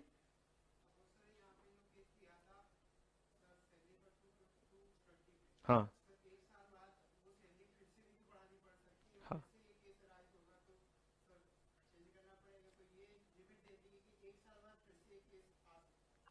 हाँ, और इसको अगर ठीक से बोले तो इसका मतलब 1 साल के भीतर सेम मामला नहीं आ सकता।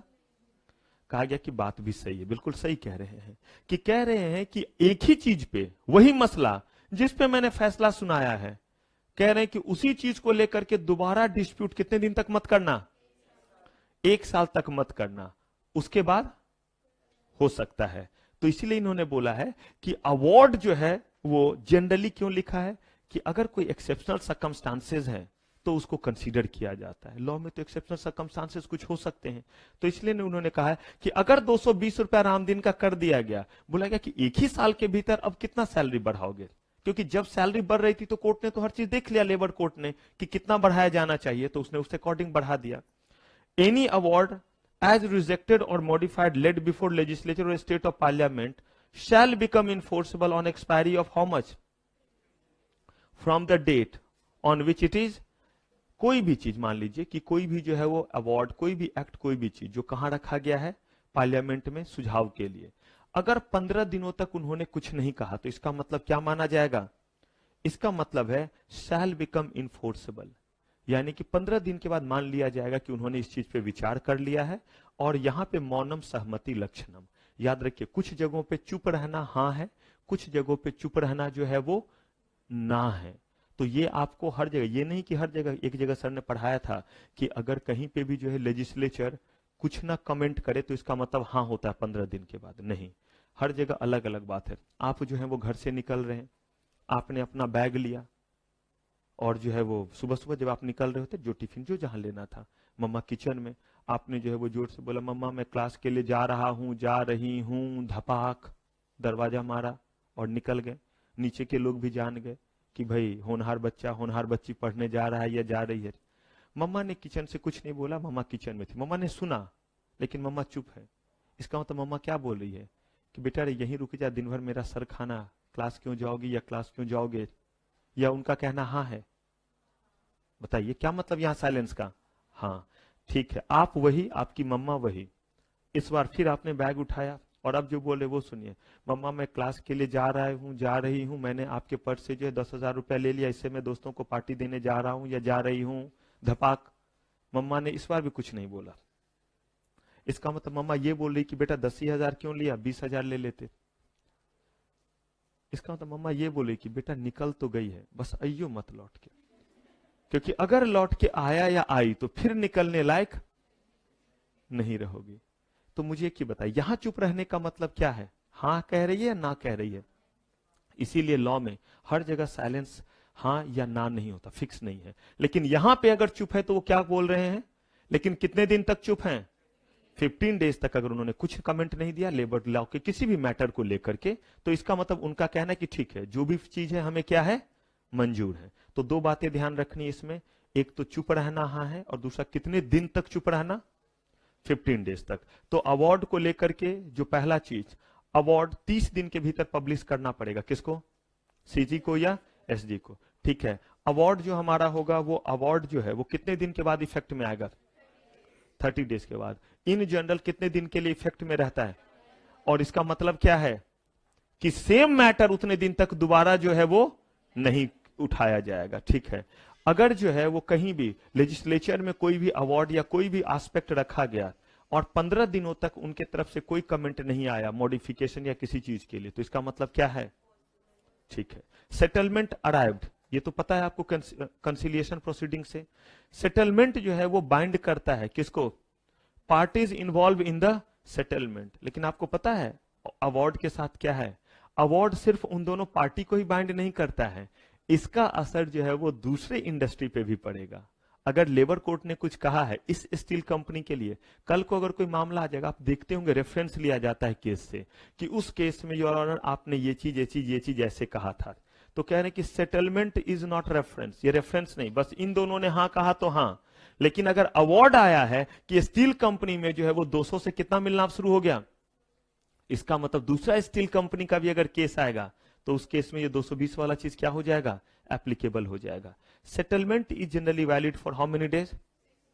देखिए उससे कम है टाइम, लेकिन ये कब होगा सेटलमेंट वैलिड वाली बात? जब दोनों पार्टी क्या कर दे। लेकिन अगर एक बार दोनों पार्टी ने साइन कर दिया, एग्री कर दिया, मान गए हैं, तो फिर सेम मुद्दा को कितने दिन तक नहीं उठाएंगे? 6 मंथ तक नहीं उठाएंगे। ठीक है, अब डिस्प्यूट को सेटल करने के लिए ये सारे क्या है?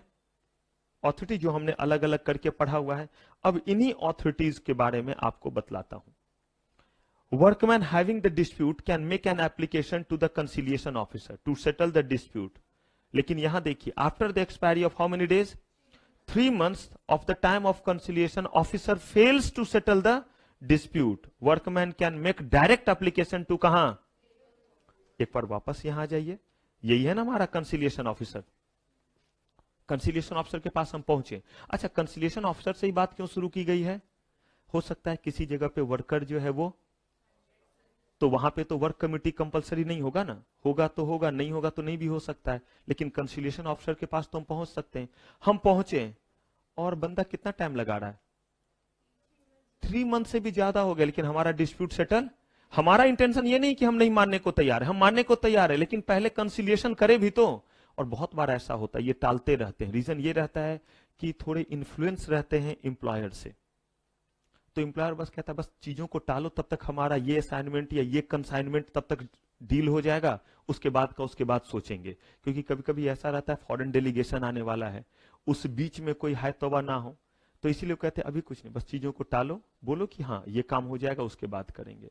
अगर ऐसा है तो कितने दिन का समय दिया, और उसके बाद सीधे कहां आ सकते हैं, लेबर कोर्ट। इसीलिए क्योंकि इतने दिन रहने के बाद कहते हैं कि अब ये रास्ते से आने की जरूरत नहीं, सीधे कहां आ सकते हैं, लेबर कोर्ट आ सकते हैं। अगर 3 महीने में इन्होंने चीजों को सेटल नहीं किया तो ठीक प्रोविजन दिया या गलत दिया। सोचिए ना, चीजों को और ज्यादा जो है वो मेसअप करने की जरूरत क्या है, जब वो 3 महीने नहीं कर रहे, इसका मतलब conciliation officer is not considering the fact of workers. Workman should make an application to labour court, या किसको, ट्रिब्यूनल। इसीलिए लिखा हुआ क्योंकि कुछ मामले मैंने आपको बोला है, जिस मामले में आप कहां आ सकते हैं, ट्रिब्यूनल आ सकते हैं। For adjudication before expiry of how many days, 3 years from the date of discharge, dismissal, retrenchment और अदर। जिस बात को लेकर के विवाद है उसके कितने दिनों के भीतर आना है, 3 years के भीतर। और कंसिलिएशन ऑफिसर के कितने दिन तक फैसले नहीं करने पे, तो थोड़ा याद रखिएगा, 3 year है और एक जगह 3 क्या है, मंथ है। 3 months तक कंसिलिएशन ऑफिसर ने, आप कंसिलिएशन ऑफिसर के पास पहुंचे, उन्होंने 3 महीने तक निपटारा नहीं किया, आप कहां पहुंच सकते हैं, बात खत्म। आप लेबर कोर्ट या ट्रिब्यूनल, जहां भी जो भी मैटर है, मैटर के अकॉर्डिंग कहां पहुंचिएगा, वहां आप आ सकते हैं। लेकिन क्या लिमिटेशन पीरियड रखा गया है, 3 years cause of action arises, यानी कि जब से आपका रिट्रेंचमेंट हुआ या आपको निकाला गया, डिस्चार्ज, डिसमिसल, जो भी सिचुएशन है।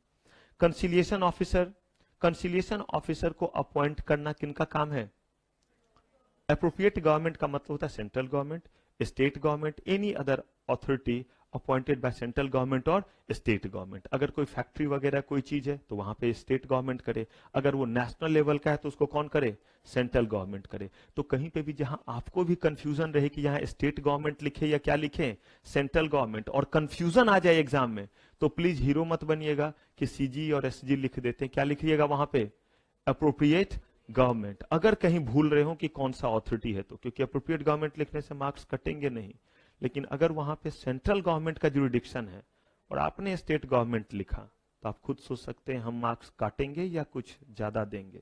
समझदार तो आप हैं ही। ड्यूटीज ऑफ कंसिलिएशन ऑफिसर, यही तो हमने कहा था कि जो हमने पढ़ा उसी में इनका ड्यूटीज देखते हैं क्या क्या है, किसका, ऐसे ही सोच करके देखिए कंसिलिएशन ऑफिसर का क्या ड्यूटी होगा। अरे भाई वो चाहेंगे कि एमिकेबल सेटलमेंट हो, एमिकेबल का मतलब होता है जल्दी और सही सेटलमेंट हो। Hold conciliation proceeding related to what, strike, lockout, घबराइएगा नहीं, बहुत डिटेल में पढ़ाऊंगा ये सब, स्ट्राइक, लॉकआउट अभी इसी चैप्टर में है, या कोई भी प्रोसीजर जो किससे रिलेटेड हो, पब्लिक यूटिलिटी सर्विस है। ये भी बताऊंगा कि किस किस सर्विस को पब्लिक यूटिलिटी सर्विस कहा गया, आसान शब्दों में।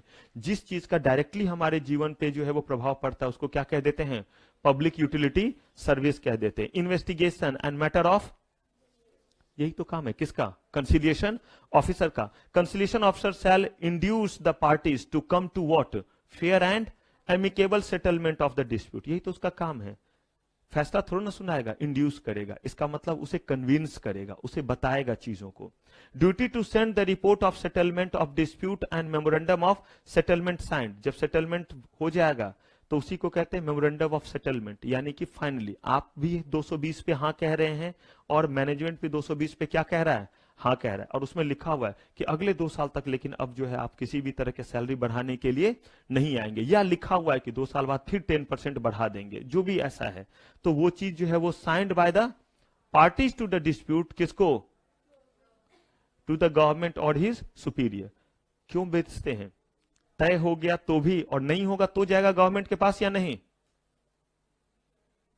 ठीक है, नहीं हुआ दोनों में सेटलमेंट, अब गवर्नमेंट को कुछ बताएगा कंसिलिएशन ऑफिसर? मार दूंगा। नहीं हुआ सेटलमेंट, कुछ नहीं बताएगा? हाँ जी, तब भी बताएगा, यही मैं आपको कह रहा हूं। ये देखिए यहां पे, अगर नहीं होता था तो जाता था मामला इनके पास या नहीं? ये देखिए, कंसिलिएशन ऑफिसर, डिस्प्यूट सेटल्ड, तो अभी बताया, साइंड कॉपी भी भेज दे कि देखो भाई ऐसे सेटलमेंट हो गया है। नहीं हुआ सेटलमेंट तो कहा इस बार साइंड कॉपी नहीं जाएगा, सिर्फ रिपोर्ट देगा कौन? कि हमसे नहीं हो पाया। यानी कि ये लोग जो है सेटलमेंट को तैयार, दोनों ही केस में गवर्नमेंट तक बात पहुंच रही है या नहीं? दोनों केस में इसलिए क्योंकि मामला अब गंभीर हो गया इसलिए बताया गया, और पहले केस में जब सेटलमेंट हो गया तो इसलिए बताया गया कि देखो भाई इस बात पे ये क्या हुए हैं, सेटल हुए, अगले 6 महीने तक फिर उठ के ना आ जाए तो आगे आप जानिए, इसीलिए मैंने आपको एक कॉपी क्या कर दिया है, भेज दिया है। आइए, in case of failure of settlement of dispute, duty to send them to the government and report the reason of non settlement. यही बात तो हमने पढ़ा है, हाँ है तो भी होगा और ना है तो भी। हाँ है तो बस क्या जाएगा, साइंड कॉपी, किस चीज का? जिसको मेमोरेंडम ऑफ सेटलमेंट कहते हैं या कॉपी ऑफ सेटलमेंट, लेकिन सही वर्ड है मेमोरेंडम ऑफ सेटलमेंट, तो ध्यान रखेंगे। Duty to send the report to government और within how many days?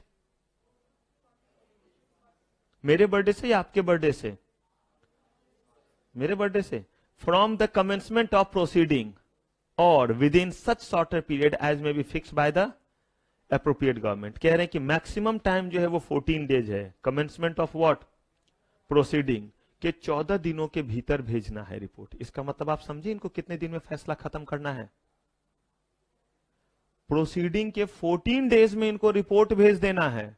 तो इसका मतलब है कि उससे 1-2 दिन पहले करेंगे तभी ना रिपोर्ट भेजेंगे, और अगर नहीं हुआ तो क्या करेंगे? बता देंगे कि नहीं हुआ। अननेसेसरी चीजों को लिंगर नहीं करेंगे, नहीं तो फिर किसी न किसी तरह का कोई वायलेंस या कोई ना कोई क्या होगा, हादसा होगा। यहां पे लिखा हुआ है with in such shorter period, इसका क्या मतलब हुआ? कहा किसी भी शर्त पे 14 डेज से तो ज्यादा नहीं होगा, लेकिन अगर चीज ज्यादा सीवियर है तो उस केस में गवर्नमेंट कह देते हैं कि भाई ये चीज 14 दिन नहीं लगना चाहिए, इसमें 2 या 3 दिन के भीतर चीजों को करो। मैं आपको नॉर्मली बतलाता हूं, अभी आपने एक कौन सा केस है जिसमें उस एक कोई विक्टिम है, उनके फादर वगैरह को भी जेल में डाल दिया गया, बाद में उसकी डेथ भी हो गई, अभी एक्सीडेंट हुआ तो उनके परिवार के बड़े सारे लोग मर गए, उनको एयरलिफ्ट करके फिर यहां लाया गया है। हाँ, उनाव केस, बड़े दिन से मामले चल रहे थे। जब यहां अभी एक ट्रक ने जो उनके परिवार वालों को 13 लोगों को जो है वो उनके सुरक्षा में लगाया गया था, मतलब पुलिस को, एक भी लोग वहां मौजूद नहीं थे, और वो कहीं जा रहे थे, साथ में परिवार के 4-5 लोग थे। मैक्सिमम लोगों को तो वैसे ही मार के पहले ही खत्म कर दिया, मतलब शायद जो लोग इसमें इन्वॉल्व थे वो ज्यादा पावरफुल या जो भी होंगे। और उसके बाद सुप्रीम कोर्ट ने कहा, और सुप्रीम कोर्ट ने कहा कि मैं ही इस चीज को हर दिन ट्रायल पे लूंगा। क्या ऐसा होता है? सुप्रीम कोर्ट में तो मामला ही कितने कितने साल में पहुंचता है। इसका मतलब है कि चीजों के सिवियरिटी को समझते हुए पावर होता है इनके पास कि वो क्या कर सकते हैं, अलग भी दे सकते हैं। सीबीआई को समय दिया 14 डेज का, कि 14 दिन के भीतर सारे मामले की पूरी खबर खत्म हो जाना चाहिए। ये 14 डेज में सुनते होंगे सीबीआई भी जो है वो छानबीन कर रही, अभी तो 2 साल से चल रहा है, 2017 से। हमारे जो पहले जो हैं, जो वित्त मंत्री थे और होम मिनिस्टर भी रह चुके हैं, पी चिदम्बरम, कल उनको अरेस्ट किया गया, जबकि 2 साल पहले सीबीआई का केस शुरू हुआ है। तो देखिए 2 साल में तो इतना इन्वेस्टिगेशन हुआ है, लेकिन अगर जरूरत पड़े तो उनको क्या किया जा सकता है, स्पेशल इंस्ट्रक्शन दिया जा सकता है या नहीं। वैसे ही यहां पे कह रहे हैं कि इनके पास पावर है सीजी के पास, कि कह सकते हैं कि भाई ये केस क्या है, ज्यादा सीवियर है, आप इसको 10 दिन में करें, तो उन्हें 10 दिन में क्या करना पड़ेगा, रिपोर्ट दे। हाँ है तो भी, ना है तो भी। ये था किसके बारे में? देखिए मैंने आपको पहले ही बोला, एग्जाम में एक तो वह पूरा प्रोसेस पूछ सकता है, और एक क्या पूछ सकता है, इन्हीं सब के बारे में अलग अलग करके। Report important aspect continue, conciliation board, यहां मामला कब जाएगा? ठीक है, और इनका काम क्या है वो देखिए। The board shall submit this report within how many days? कितने दिन के भीतर?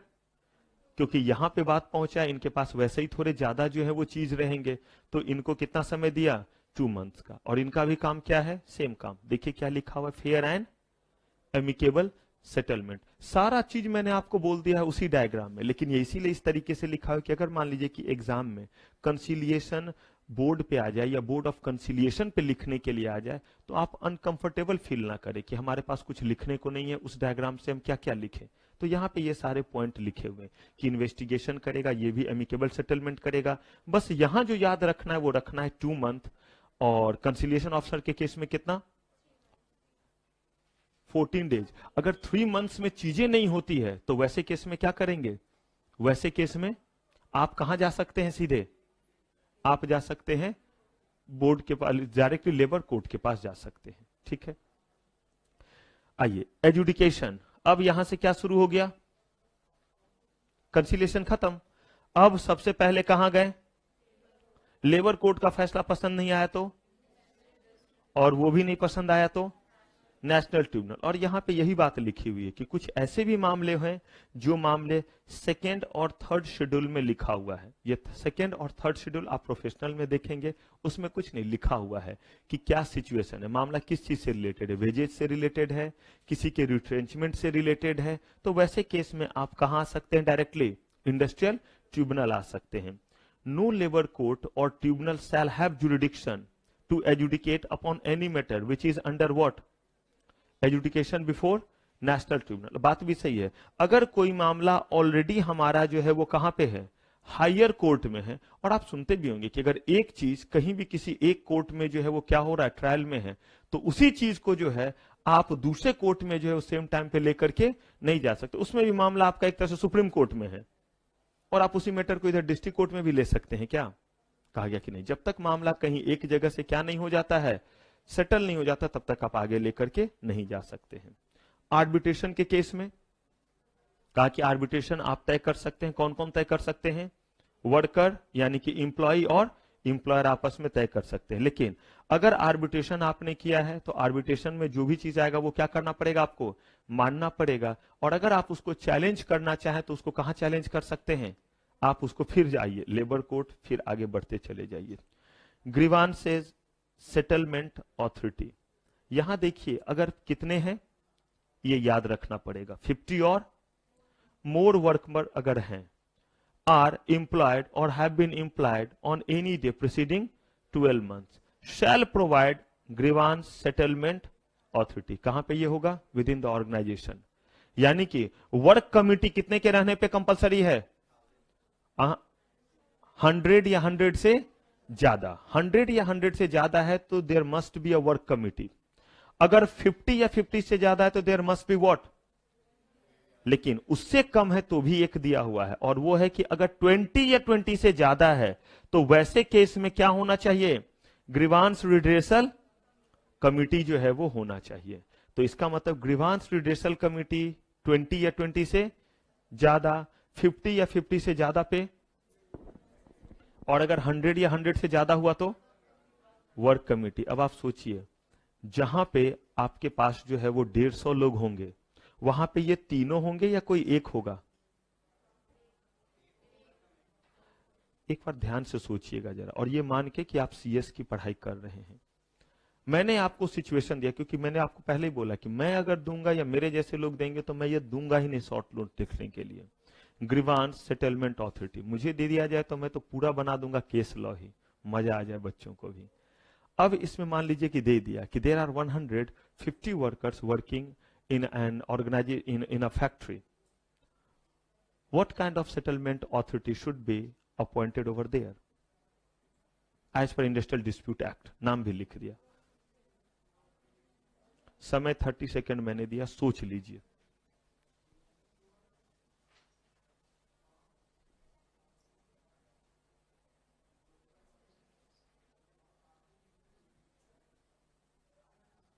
लॉ में जो है वो बताइएगा।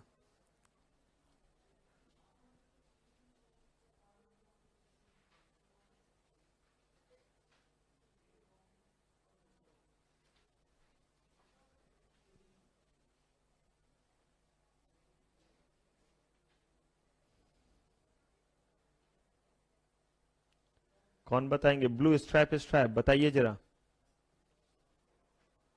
आप ही हैं? हाँ, ब्लू स्ट्राइप।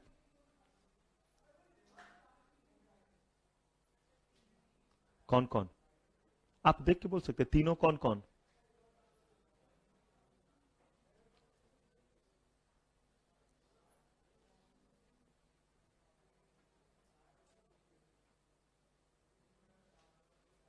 तीनों के नाम नहीं दिख रहे हैं? बताइए, ईद मुबारक। कौन कौन? और बस एक? दुबले पतले? क्या? लेबर कोर्ट तो अलग चीज है, वो तो आप क्या अपॉइंट करेंगे, वो तो ऑलरेडी हमारा कंस्टिट्यूट। आप बोलेंगे हाई कोर्ट अपॉइंट होना चाहिए, सुप्रीम कोर्ट, डिस्ट्रिक्ट कोर्ट, ये तो हमारा ऑलरेडी है। ये तो बात तब है जब 150 लोग वहां पे हैं। पीछे से ग्रे, हाँ, यानी एक। हाँ जी, आप बताइए। एक ब्लू, ग्रीन, हाँ। आप पीछे वाले कौन? कितने लोगों का कहना है एक वर्कमैन कमिटी? कितने लोगों का कहना है तीनों के तीनों अथॉरिटी? यानी कि नाम बोल देता हूं, grievance settlement authority, redressal committee, grievance redressal committee और वर्कमैन कमिटी। वो हाथ उठाइए।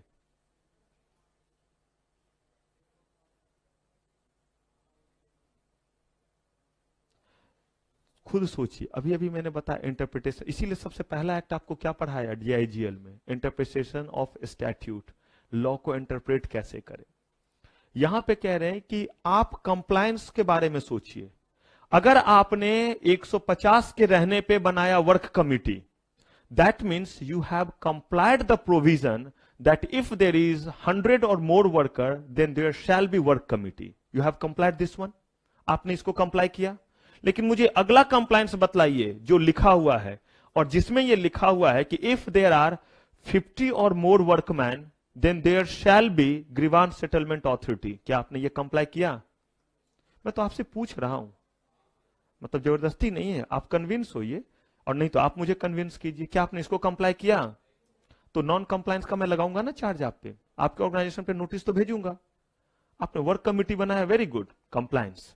लेकिन जो नॉन कंप्लायंस किया उसका नोटिस भेजूंगा। आप सही बोले थे तो जोर से क्यों नहीं बोल रहे थे? बिल्कुल कॉन्फिडेंट रहेंगे जब हम आंसर बोलेंगे, क्योंकि मैंने आपको क्या बोला, कभी कभी क्या होता है, मैं आंसर नहीं आता है ज्यादातर केस में। एग्जाम में क्वेश्चन देखा, ये भी नहीं आ रहा, कीड़े फड़े जिन्होंने क्वेश्चन सेट किए। कभी कभी क्वेश्चन आ रहा होता है तो हम बिल्कुल वैसे ही चौंक जाते हैं, जैसे मिस यूनिवर्स, मिस इंडिया आ। उन्हें अपने आप पे कभी भरोसा नहीं था कि ये थोड़ा भी मिस यूनिवर्स हो सकता है, नहीं, वो चौंक जाते हैं। तो वैसे ही जब हमें आ रहा होता तो हम चौंक रहे होते, ये कैसे हो सकता है, मेरे जैसे को भी क्वेश्चन आ सकता है क्या? ना ना, ऐसा नहीं हो सकता, क्वेश्चन कुछ और होगा, मेरे से क्वेश्चन कैसे सॉल्व हो सकता है? नहीं, जब आंसर यही है तो यही है, हम क्या करेंगे, इसी चीज को लिखेंगे। तीसरा, अगर मान लीजिए कि कहीं जो है वो 20, अगर आप 150 वर्कर है, इसका मतलब 20 नहीं है। अगर कहीं 150 वर्कर है, इसका मतलब 20 भी है या नहीं, 20 है या नहीं? तो आपने तो कंप्लायंस में बोला ही नहीं। क्या वहां पे 50 नहीं है? याद कीजिए, ये मैंने आपको फैक्ट्री एक्ट के समय भी वार्न कराया था कि अगर कहीं पे लिखा हुआ कि 250 वर्कर हैं, तो आप 250 वर्कर वाला भी कंप्लायंस करेंगे, 50 वाला भी करेंगे, और क्या करेंगे? लिखा हुआ है 150 लोगों के रहने पे एक जो है वो आपको रेस्ट रूम बनाना है, या सॉरी, आपको जो है वो फर्स्ट एड बॉक्स रखना है हर 150 पे, 250 पे कैंटीन देना है। तो 250 पे कैंटीन दिया, एक कंप्लायंस, लेकिन आपने कोई फर्स्ट एड बॉक्स नहीं रखा, तो नॉन कंप्लायंस हुआ या नहीं? तो इसीलिए सारा चीज एक साथ करेंगे। The chairperson of grievance redressal commission shall be selected from किससे?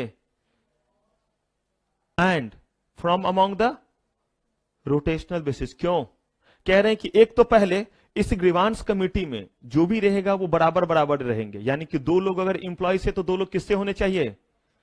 आप खुद सोचिए, डिस्प्यूट हो रहा है, रामदीन कह रहा है सैलरी बढ़ाओ और सैलरी करो हमारे 250 रुपए, और वहां पे जो है वो कह रहा है 1 रुपए भी ज्यादा ना करो। मुझे बताइए, अगर कमिटी में सारे लोग इंप्लॉयर की तरफ से ही रहेंगे तो ये मजाक सा नहीं हो गया? तो कहा दोनों के तरफ से, और कहा चेयरपर्सन का चेयरपर्सन रोटेट करते रहेंगे। कभी किसके तरफ से? एम्प्लॉयर की तरफ से, क्योंकि चेयरपर्सन तो दोनों ही रख सकते ना, एक एम्प्लॉयर की तरफ से और एक, क्योंकि वो तो हेड ऑफ क्या हुआ, कमिटी, तो वो तो एक ही पर्सन होगा, बस उसको हम क्या करते रहेंगे, रोटेट करते रहेंगे। अब देखिए, हम लोगों ने यहां तक डिस्प्यूट रिजॉल्व करने के सारे एस्पेक्ट और सारी बातें पढ़ ली, लेकिन अगर मान लीजिए कि ऐसा मामला आ गया जहां पे अपने आवाज उठाने के लिए उन्हें क्या करना पड़ रहा है, स्ट्राइक करना पड़ रहा है, तो सबसे पहले स्ट्राइक का लिटरल मतलब क्या है इस एक्ट के अकॉर्डिंग। दूसरा, किस किस केस में स्ट्राइक जस्टिफाइड है और किस केस में स्ट्राइक जस्टिफाइड नहीं है। क्या स्ट्राइक के दौरान आप तोड़फोड़ भी कर सकते हैं? क्या स्ट्राइक अगर वर्कर कर रहा है तो उसको सैलरी मिलता रहेगा? और स्ट्राइक किस किस केस में आप नहीं कर सकते हैं और किस केस में करने के लिए इस कंडीशंस को फुलफिल करेंगे। अगर मजदूर स्ट्राइक कर सकता है तो क्या हमारे एम्प्लॉयर जो हैं वो अपने फैक्ट्री को कुछ दिन बंद नहीं रख सकते? क्या कोई ऐसा सिचुएशन है जिसमें वो ऐसा कर सकते हैं? तो इन सारे चीजों का जवाब मिलेगा आपको हमारे नेक्स्ट एपिसोड में।